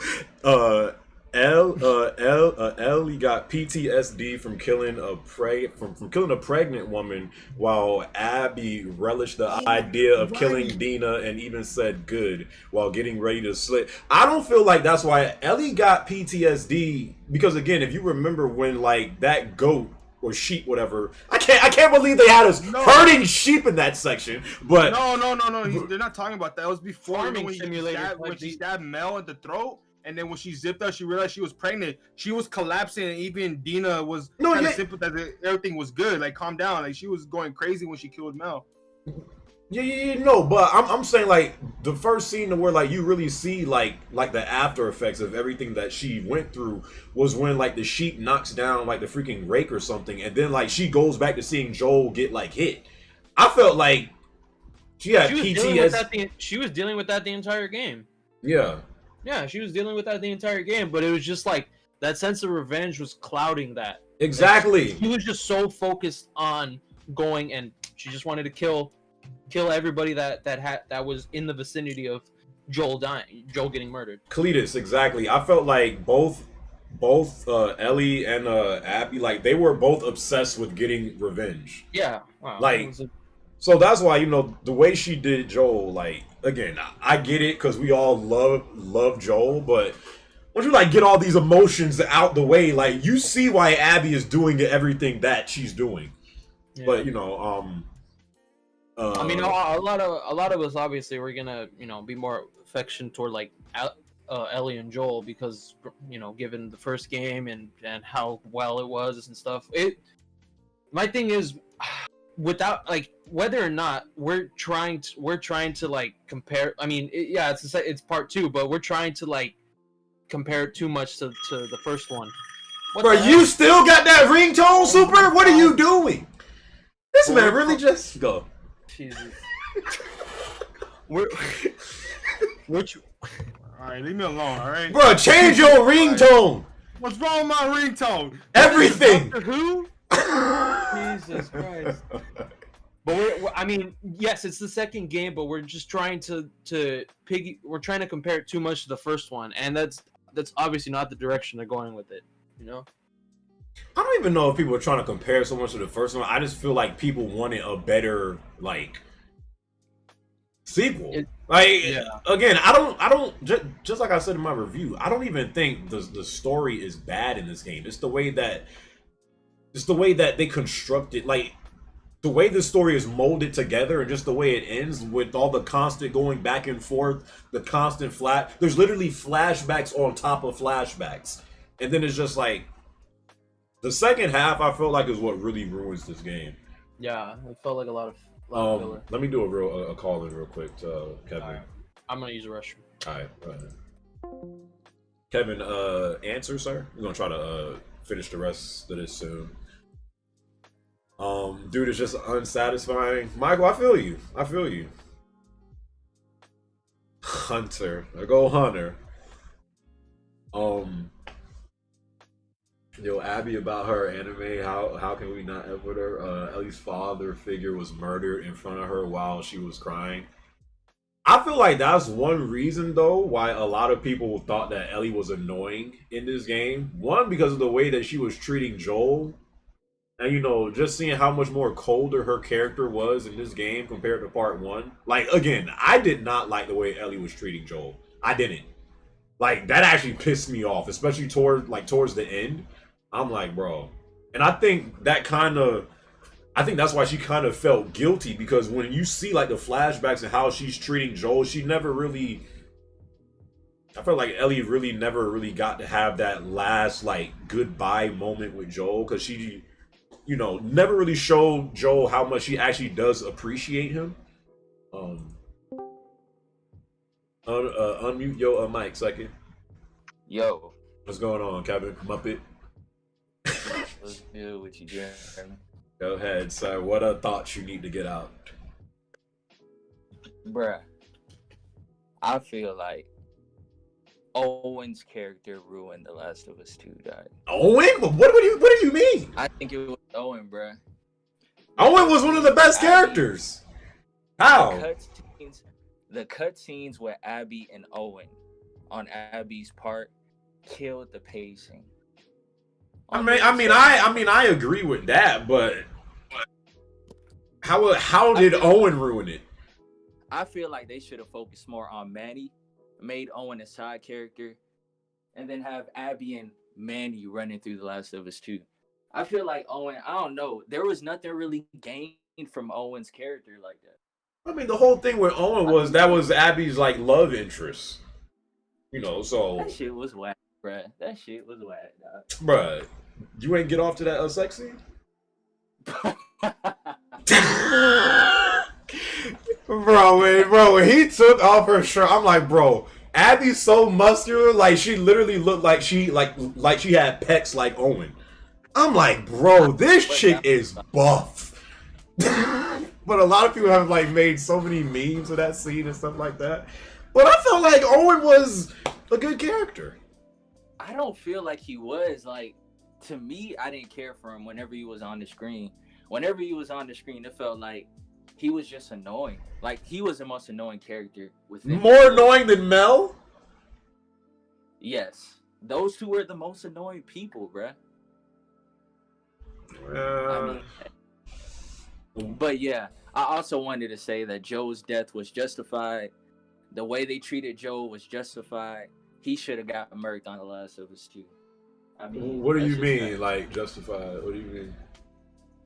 The way that I think about it, that dude Joe chose one person over saving millions of people. He killed a hospital of innocent people. Bro, like, y'all not looking at this, bro. I hate when y'all suckers, bro. I don't like when people do. But look at this, Jeremy. When he walked in that hospital, nobody was doing him harm or Ellie harm. The only thing that they were trying to do is get the cure. What are y'all, bro? Do you remember? They told him, bro. Joel is, bro. When they got there, Ellie was already unconscious from almost drowning. Joel is trying to do CPR on Ellie, and the Fireflies knock him out while he's trying to save Ellie. He wakes up. He wants to see Ellie. They say you can't see her. She's in the lab being prepped for surgery. Right. So then he asks, "What's going on?" Ellie's knocked out. She doesn't even have the choice if she wants to live or not. She's already knocked out, so she never had a choice if like she wanted to go through it. They're just saying, no, we have to kill her in order to do this. So then Joel says, find another way to do it. After all of the stuff that they just went through, people are not looking, bro. No, because Joel took away the choice for Ellie to be able to decide. That dude murked the whole hospital. She never had a choice. She was already unconscious. So why was she mad in The Last of Us 2? Because she wanted that choice. I thought that was bad storytelling, because if you remember in Last of Us 1, she was already unconscious. She never even knew what was going on. The next when Joel is doing CPR on her to try to wake her up, the next time she wakes up is in the back of Joel's car. She didn't know nothing about what was going on. So let me ask you this question. Let's say if one of your family members worked in that hospital. You know the dude that murked your family member, and you could take the law in your own hands. You wouldn't clap the person. No. I have always said I don't have no problem. Like, I got why Abby was doing what she was doing. I was saying I don't like how people are saying like Joel deserved that, or like Joel was Joel went through all that junk with Ellie, and I think people are forgetting the Fireflies aren't good people neither. These suckers were rebels, really. And they're going against orders and doing their own thing. The Fireflies were not good people from the beginning. They're like trying to do their own thing and stuff like that. So once Joel finds out what's going on, he's like, no, I just lost Sarah and stuff like that. And I feel like Joel is like, Ellie is his second shot of like redeeming something that he couldn't take care of, which is Sarah. So he's gonna do whatever he can to take care of Ellie. I guess there are no good people in Last of Us, bro. The only thing that I would say that Joel didn't deserve is the way that Ellie treated him. You know what I mean? In those cutscenes, the way Ellie treated Joel, just because he chose his choice, which was wrong, but the way she treated him before he died, that was messed up. But in terms of being a good guy or a bad guy, I'm not saying Joel's bad. He's a good guy that made a selfish choice. You know what I'm saying? And whether good or bad, if someone's trying to find a cure, someone's trying to find a cure. You know what I mean? So yeah. Hey, man. But, is there any what score would you gave the game? I watched your review at 8.5 is fair. I give it an 8.5. 8.5. Yeah, that pacing killed it. I'm not gonna lie. Yeah, I feel you. All right, though, Kevin. Thanks for the call in, sir. I appreciate you. All right, bro. All right. We do Immortal. Hope you're there, Immortal. What you said, Faisal? I don't sympathize with Abby and her father. If you recall, the Fireflies a conversation when Abby's father was asked, "What if she is your daughter?" and him not answering would justify Joel acting.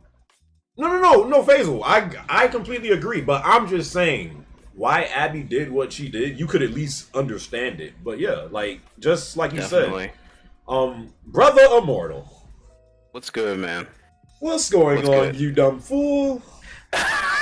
Nothing much, man. Wait, real quick. Alex, thank you for the 10 and Batman Apprentice. Even Peter Parker chooses to sacrifice his Aunt May with the cure to save him. Shut up! Hey, thank you guys for the super chat. Immortal, what's going on, bro? All right. I'm gonna be real quick, so I'm gonna give some points. First, I gave The Last of Us Part 2 an 8 out of 10. Okay. I feel like that's pretty fair for what it was. My biggest problem was the pacing, and I guess there was literally points at the end of this game where I felt like the game was gonna end, but the game was like, nope, there's like 20 more minutes left, and I'm like, oh my god. Like when I we felt the get to same the way. farm, Yeah. I'm like, all right, the game's gonna end right now, and I'm like, it's like, nope. Ellie's gonna go to California to go get her, and I'm like, dude, Bro, Neil, bro, stop, bro. Neil. You need to have people in the writers' room to tell you to stop writing, bro. Because you need to stop. I know you weren't in the streams when I was streaming it, but literally my chat was like laughing at my reactions of like when the game just kept on going. Like I could not believe like the game was. But go ahead. Yeah, I felt the same way because I had watched your VOD, and you had brought up a really good statement. It's like, so I beat this game in like 27 hours, and it felt like it was 40. The way this game never ended, so you know, it felt entirely way too long. But overall, I'm gonna say this is a hot take. Now, I'm just talking about gameplay purely. Okay. I think a lot of the gameplay situations you do with Abby are way more fun than what you do with Ellie. Like the whole part with your descending the hotel, you're in the hospital at ground zero where the infection started. I really felt like her parts felt more fun compared to Ellie's let's just go door to door, house to house, and kill the same old WLF people that you fight, you know, throughout the thing. But fighting the Seraphites with Abby was way more fun. Way more fun. Chat, do y'all agree with that? That the portions with Abby gameplay wise is more fun than playing with Ellie?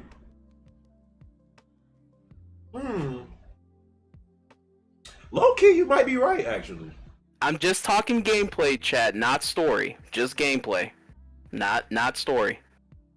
The only reason why I'm kind of like iffy on that is because, again, going back to that Jesse and Ellie's sequence when they're inside of the car. Yeah. The truck, I know that was like a small, but I don't know. But a lot of the chat is saying, yeah, I agree. Facts. Yeah, just gameplay, not story. But I'm talking just gameplay. Yeah. Overall, go ahead. My bad. Go ahead.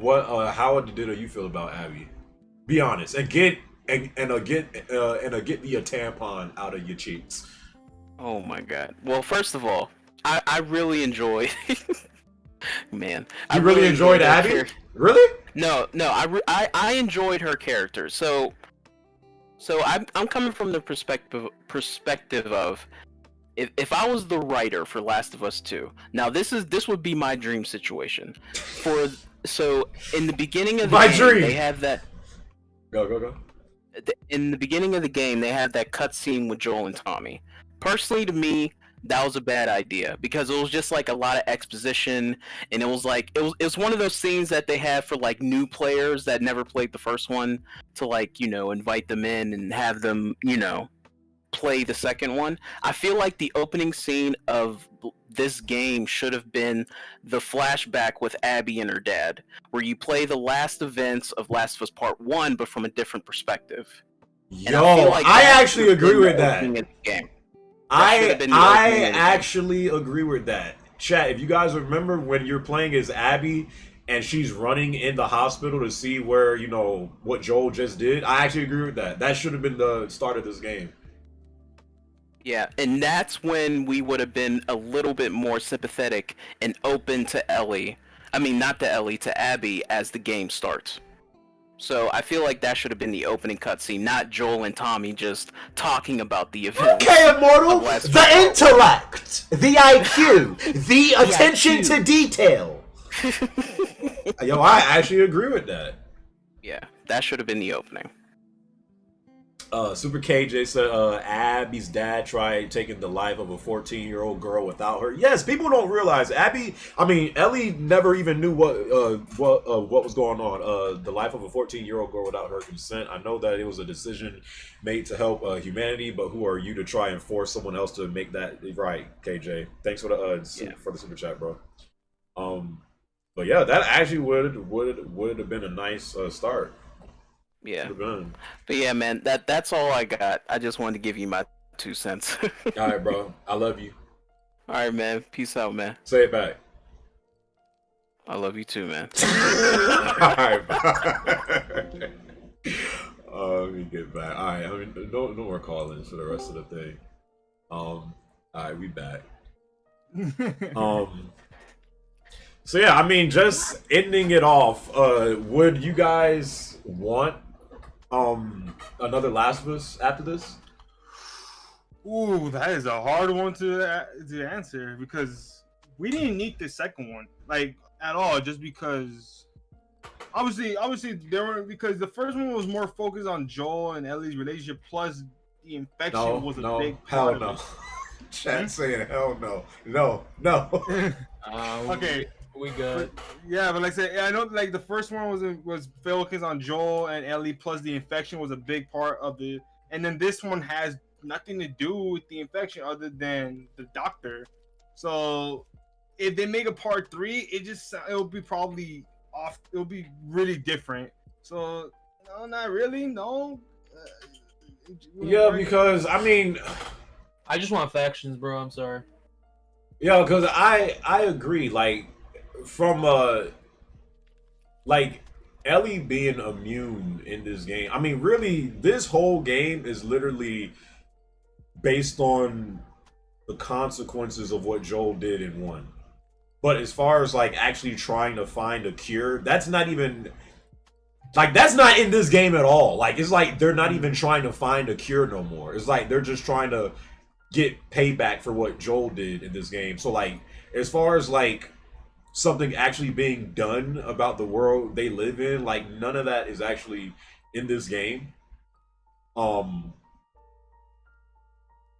But yeah, last thing, because this was probably the fight, because again, the first fight with Ellie and Abby I actually really liked, even though you was playing from the perspective of Abby.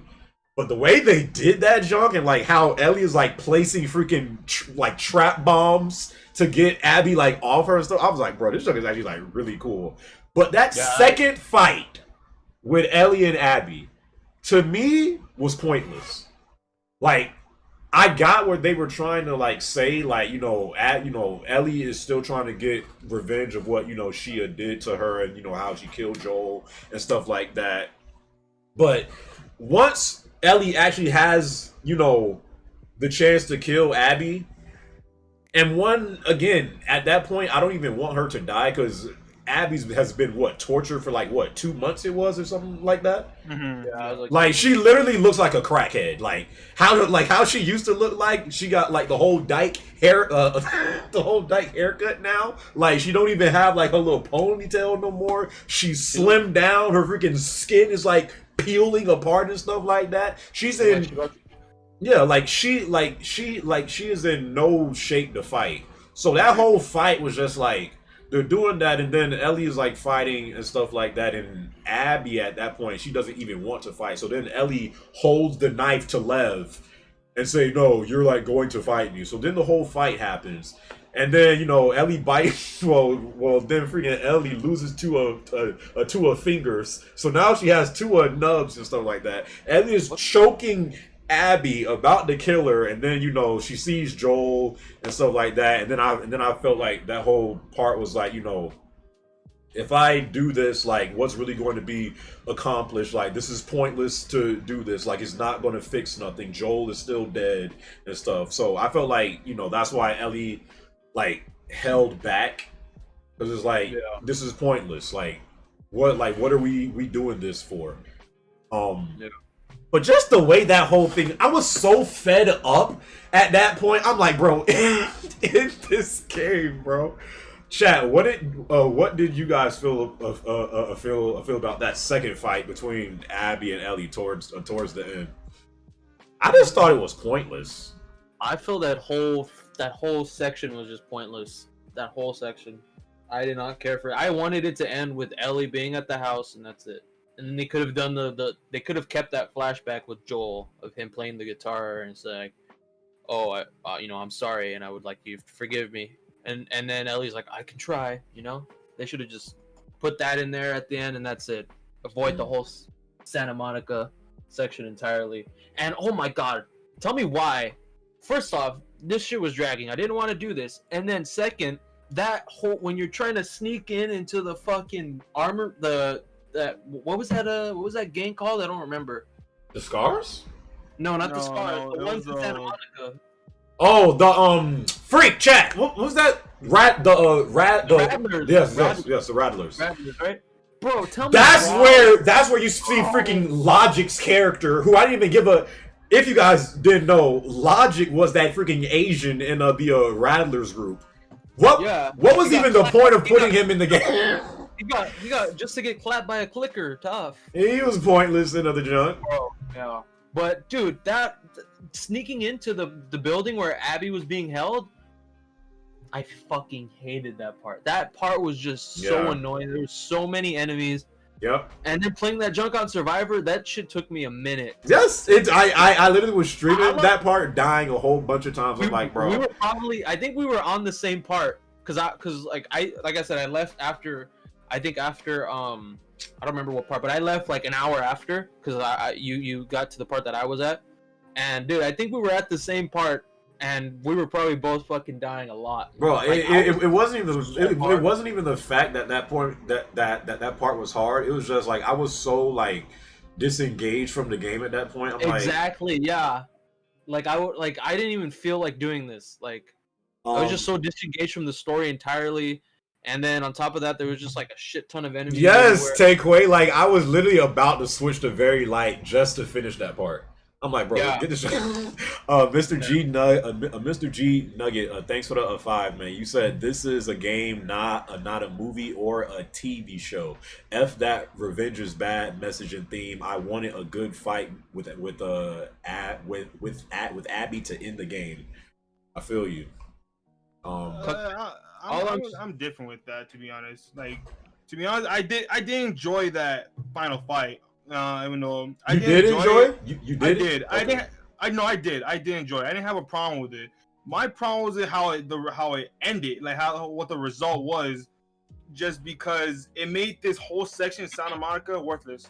Like I was really after we're choking down Abby and she's drowning and all this stuff. I was like, yes, finally some payback. This 24-hour game is finally getting solved, and then she starts remembering Joel. She lets her go. I was like, what the hell is the point of this? Like, why did we do this? And you gonna let her go? Like, I don't. What do you gain from that? What do you gain from? I don't necessarily think it was worthless because at that point, Abby has lost everything she has. The only person she still has that she cares about is Lev, and Ellie has lost everything she has because Dina at that point is not even with her neither because she goes back. That's another reason because she goes back to Jackson. So yeah, that's what I mean. It was worthless this whole adventure. So if she didn't go, she would have. If she was not gonna kill her at the end, what the heck was the point of leaving? And Dina wouldn't have left her. There was no reason for it to exist at all. It was just worthless. It was a worthless scenario. But I think the reason why they like put that scene in is to show both these two women have lost everything and they're pretty much fighting for nothing at this point because it's like both of them has lost everything and it was just like they're fighting for like what reason. So like that's why I feel like Ellie just like let go of her and just let her go because she realized it's like for nothing.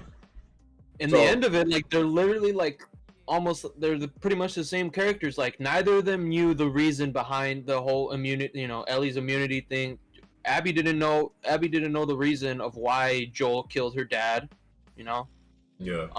Until like later on, of course. Yeah, that's one thing I didn't like. I felt like they should have. Abby and Ellie never actually had like a one-on-one conversation about like at each other's throats the whole time. Like every time they like met, it was always like, "What's up?" Like they were always about to.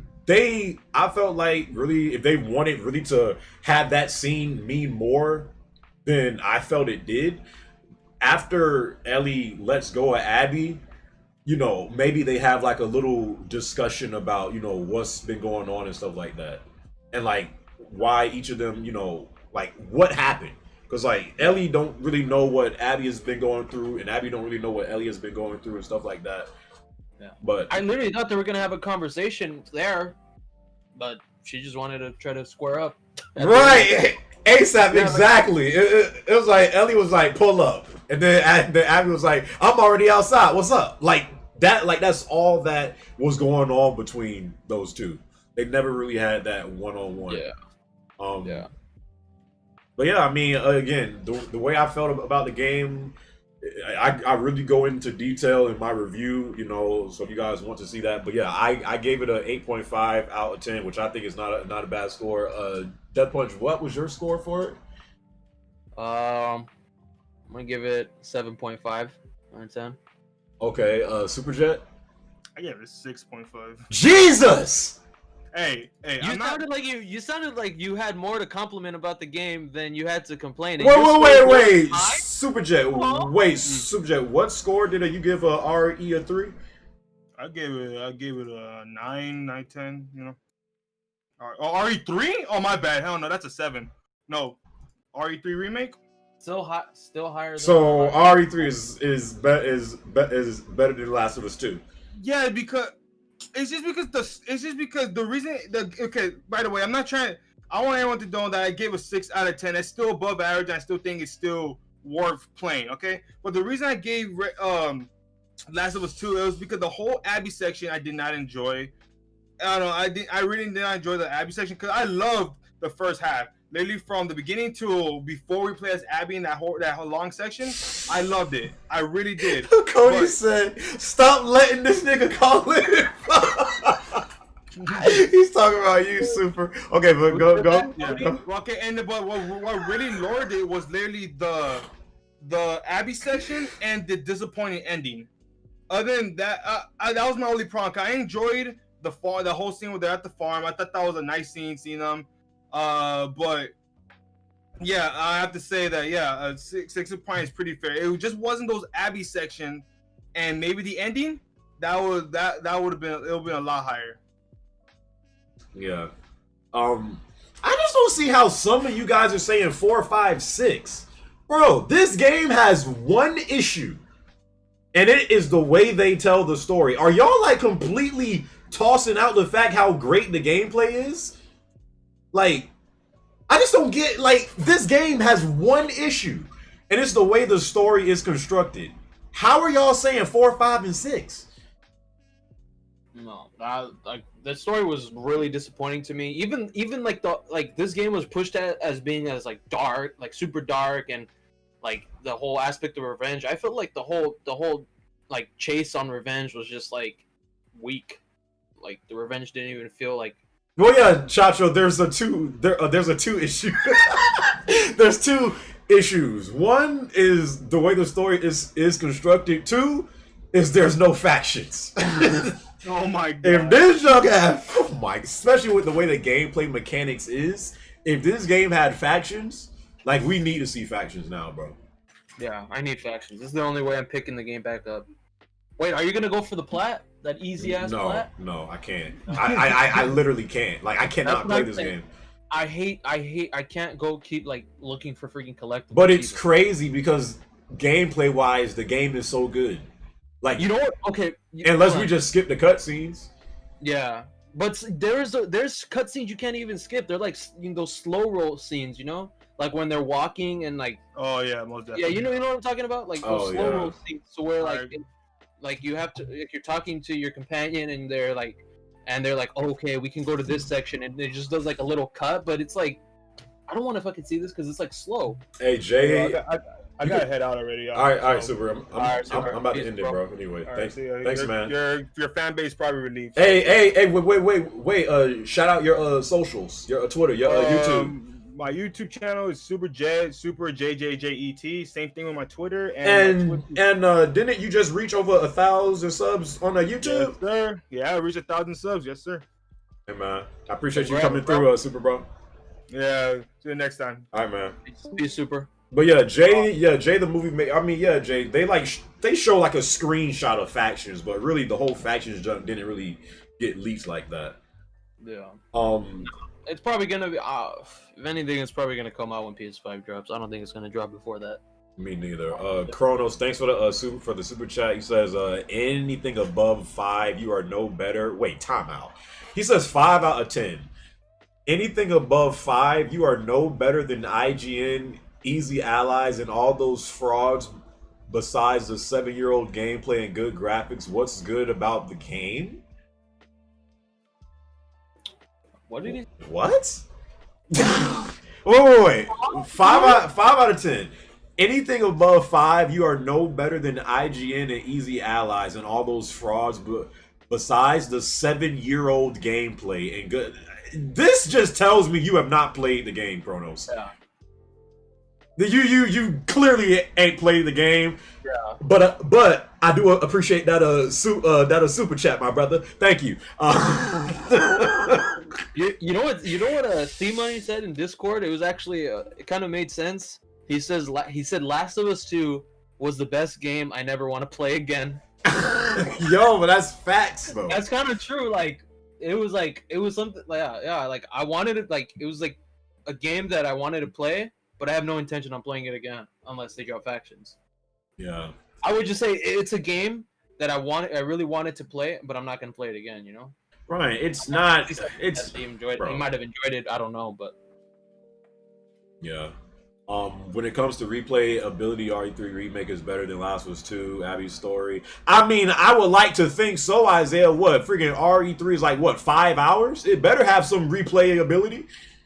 I'd like to think so, at least. Yeah, it's like once like when you go for like get the infinite ammo and then you start going on the Inferno and hardcore runs. This shit's pretty fun.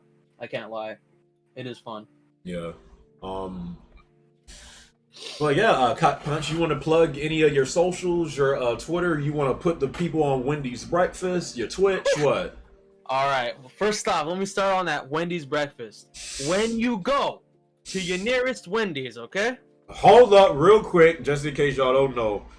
Wendy's has breakfast now. This man has been trying to get me on Wendy's breakfast for a while. I finally go to Wendy's one time and try their breakfast. I'm like, bro, this man is actually speaking facts. Go ahead. Mm-hmm.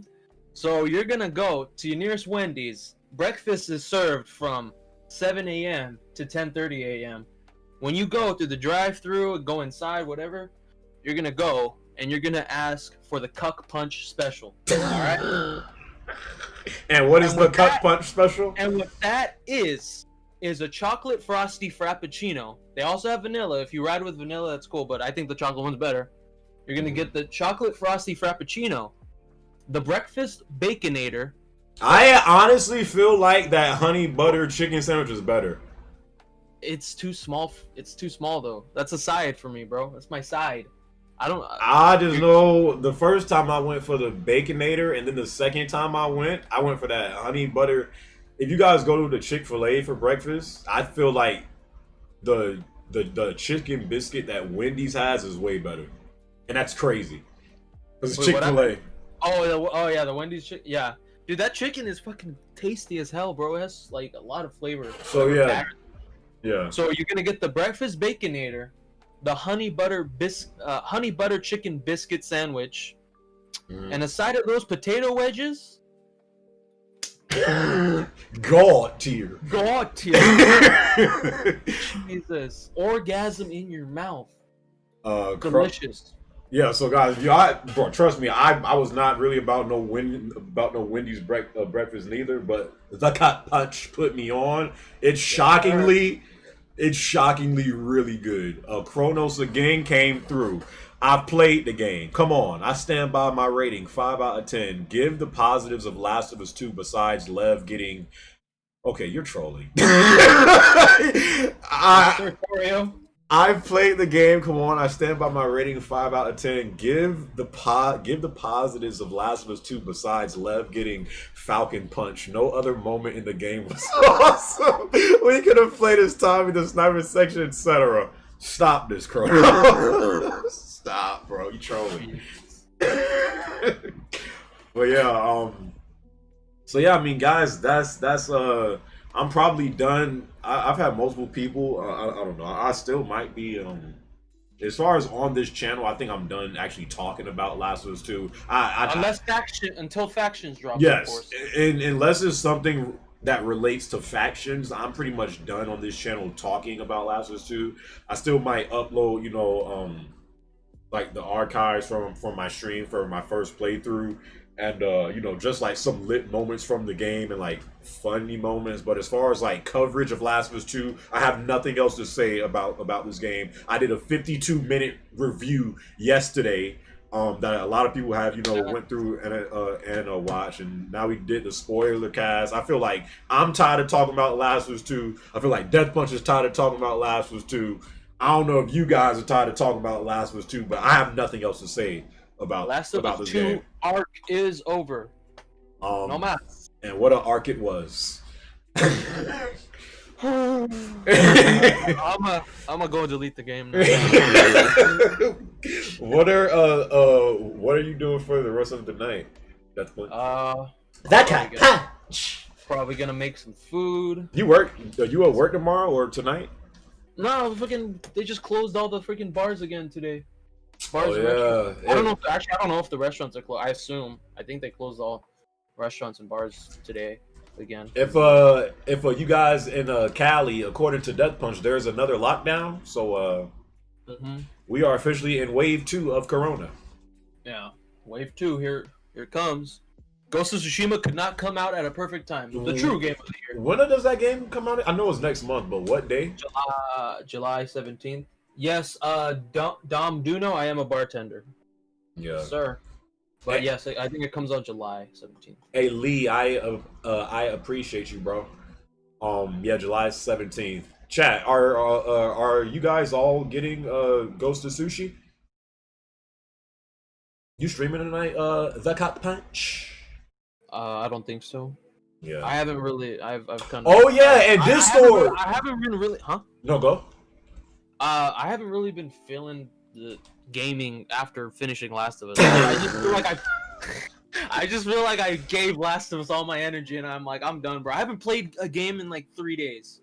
Since beating. When did I beat it. Yeah, I think I beat it on Wednesday. Yeah, I beat it like literally like after you or. I haven't played. Well, no, because I was playing Fighters yesterday. Fighters. Oh my goodness. Hey, say what you want. That joke is carrying me, but yeah, I mean, chat. What games are you guys playing now since the whole Last of Us 2 arc is over?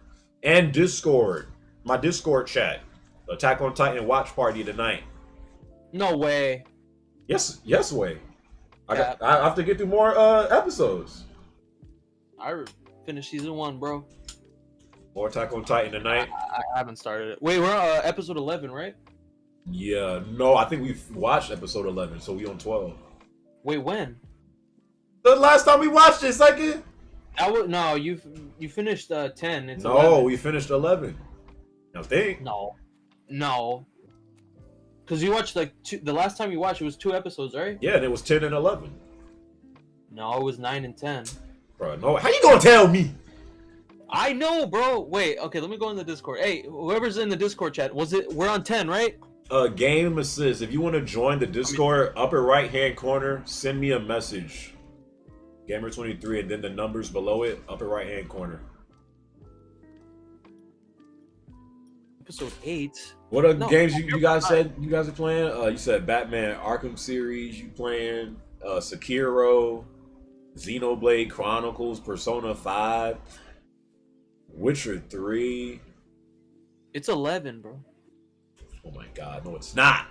Yeah, it is. Oh my god. We finished 10. We on 10. Wait, what? Bro, we finished 11. No. I know we finished 10 for a fact. We finished 10. You haven't started 11. What's the last thing you remember? Freaking whatchamacallit? Freaking Aaron.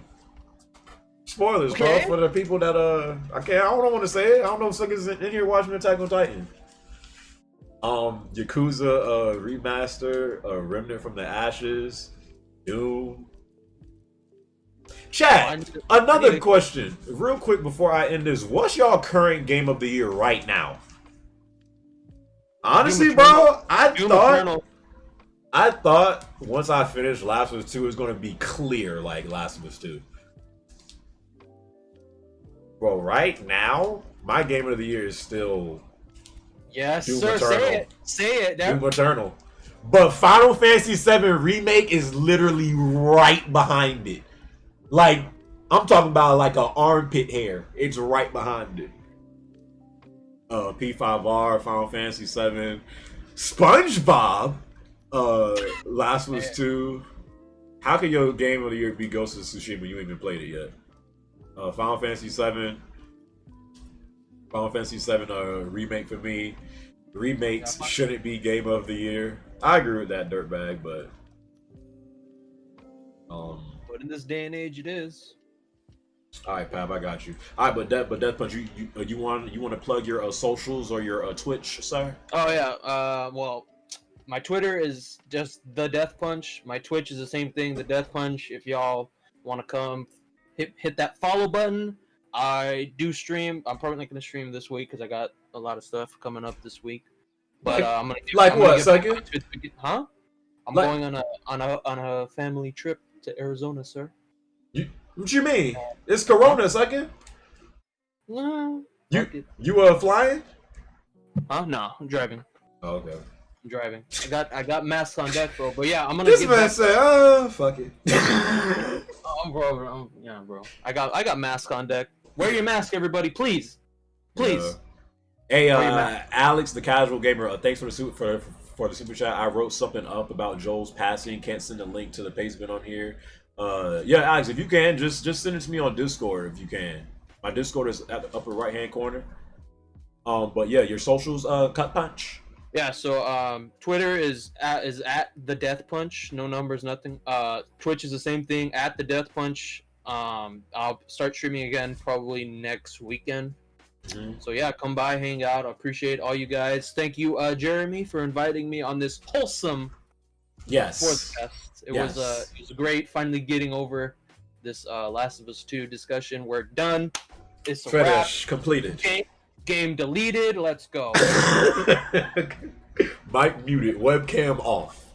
All right, that's much. Thanks for coming through, my guy. Yes, sir. All right. Pleasure talking to you. Chat. Have a great rest of your night. Stay safe out there.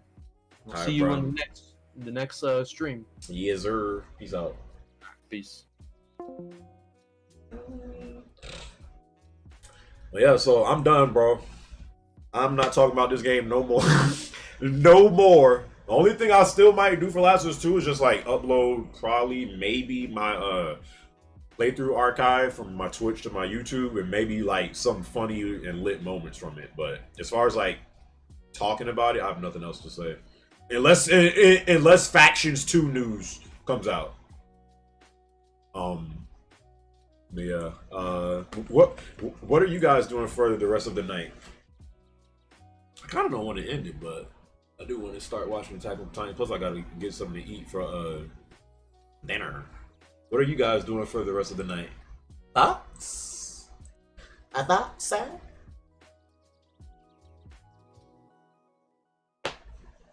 Playing Final Fantasy VII. About to eat this McDonald's. Attack on Titan. Playing Tekken. Watching you on Hybrid. I don't know about that one. I'm playing Last of Us 2 now. I'm gonna eat. Start back grinding on Destiny 2. It isn't letting me shoot you a message on Discord. Then try to add me, Alex. It might not do that because you might have to add me first. There we go at the upper right hand corner. Add me first. Try to. Sleep maybe, playing Batman Arkham Knight. Yeah. How are you guys doing though, like mentally? Like just with all this stuff going on? Y'all good, bro?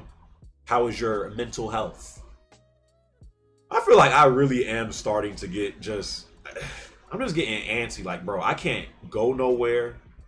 I mean, I even before all this stuff happened, like I didn't even really like, I mean, outside of like, doing like the animal volunteering that I was doing, I didn't really like go too many places neither. But bro, I'm actually really starting to get antsy now. Like I feel like I need to like get a vacation somewhere.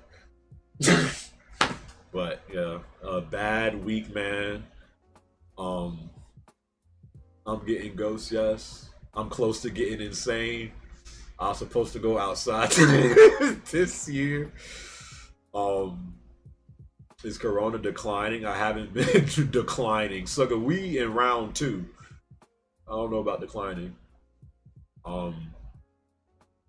Toxicity. Well, that's what you get for slandering Last of Us 2, sir. I go back to work tomorrow morning. First time in 4 months. Wow. Thomas, I know you glad for that. And at least you're going to be paid now. Are you glad for that? This man Kronos said I'm going to be on that Jessa Rhodes. This guy. Kronos, thanks for the super chat. Yeah, it's been ramping up. Like, and again, this was like expected. Just with all like, we knew there was going to be like another round of Corona, especially all like after all the riots and protests were like. For a second, it's like people forgot like there's a pandemic going on and people were just all in the streets doing riots and protests like next to each other.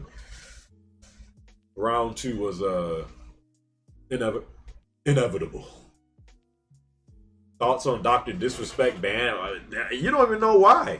Apparently he don't know why neither, but I just think that whole situation, like Twitch just doesn't ban one of their biggest streamers on the platform, especially after he had signed a multi-million, apparently like year deal with Twitch. For Twitch just to ban him, and apparently he don't know why. He either really screwed up and did something, or they're just, I don't know. But yeah, that whole thing is weird. The plans I had this year made it seem like it'll suppose adultery with another streamer during I don't know. I heard he trying to start his own stream service with Ninja and somebody else. I don't know. There's a lot of like rumors out there. A Pavushka. Hush. But yeah, you guys, man, I hope you guys have a good rest of y'all night, man. Hope you guys enjoy the rest of y'all weekend. Ghost of Sushi come out real soon. Hopefully when that game comes out, it'll be nice. Stuff like that. And yeah, I gotta find the next games that I want to play. Since The Last of Us 2 is over. But yeah, for everyone that came through, Shy Cool, Thomas Ewing, Nathan, PB Mitri, Isaac, D's Nuts, Amazing Dark Knight, Yeezy Dude, Mr. Euphoria, Alex the Casual Gamer, Toxicity, Philip B, Jahed, Dirtbag, Sev, Hunter Reese, Cody, Brother Amida, LT Bucks, Goose, Ethereal, Chacho, everyone man who came through the stream. Hope you guys have a good rest of y'all night, and I will see you guys later, man. Love y'all. Till next time.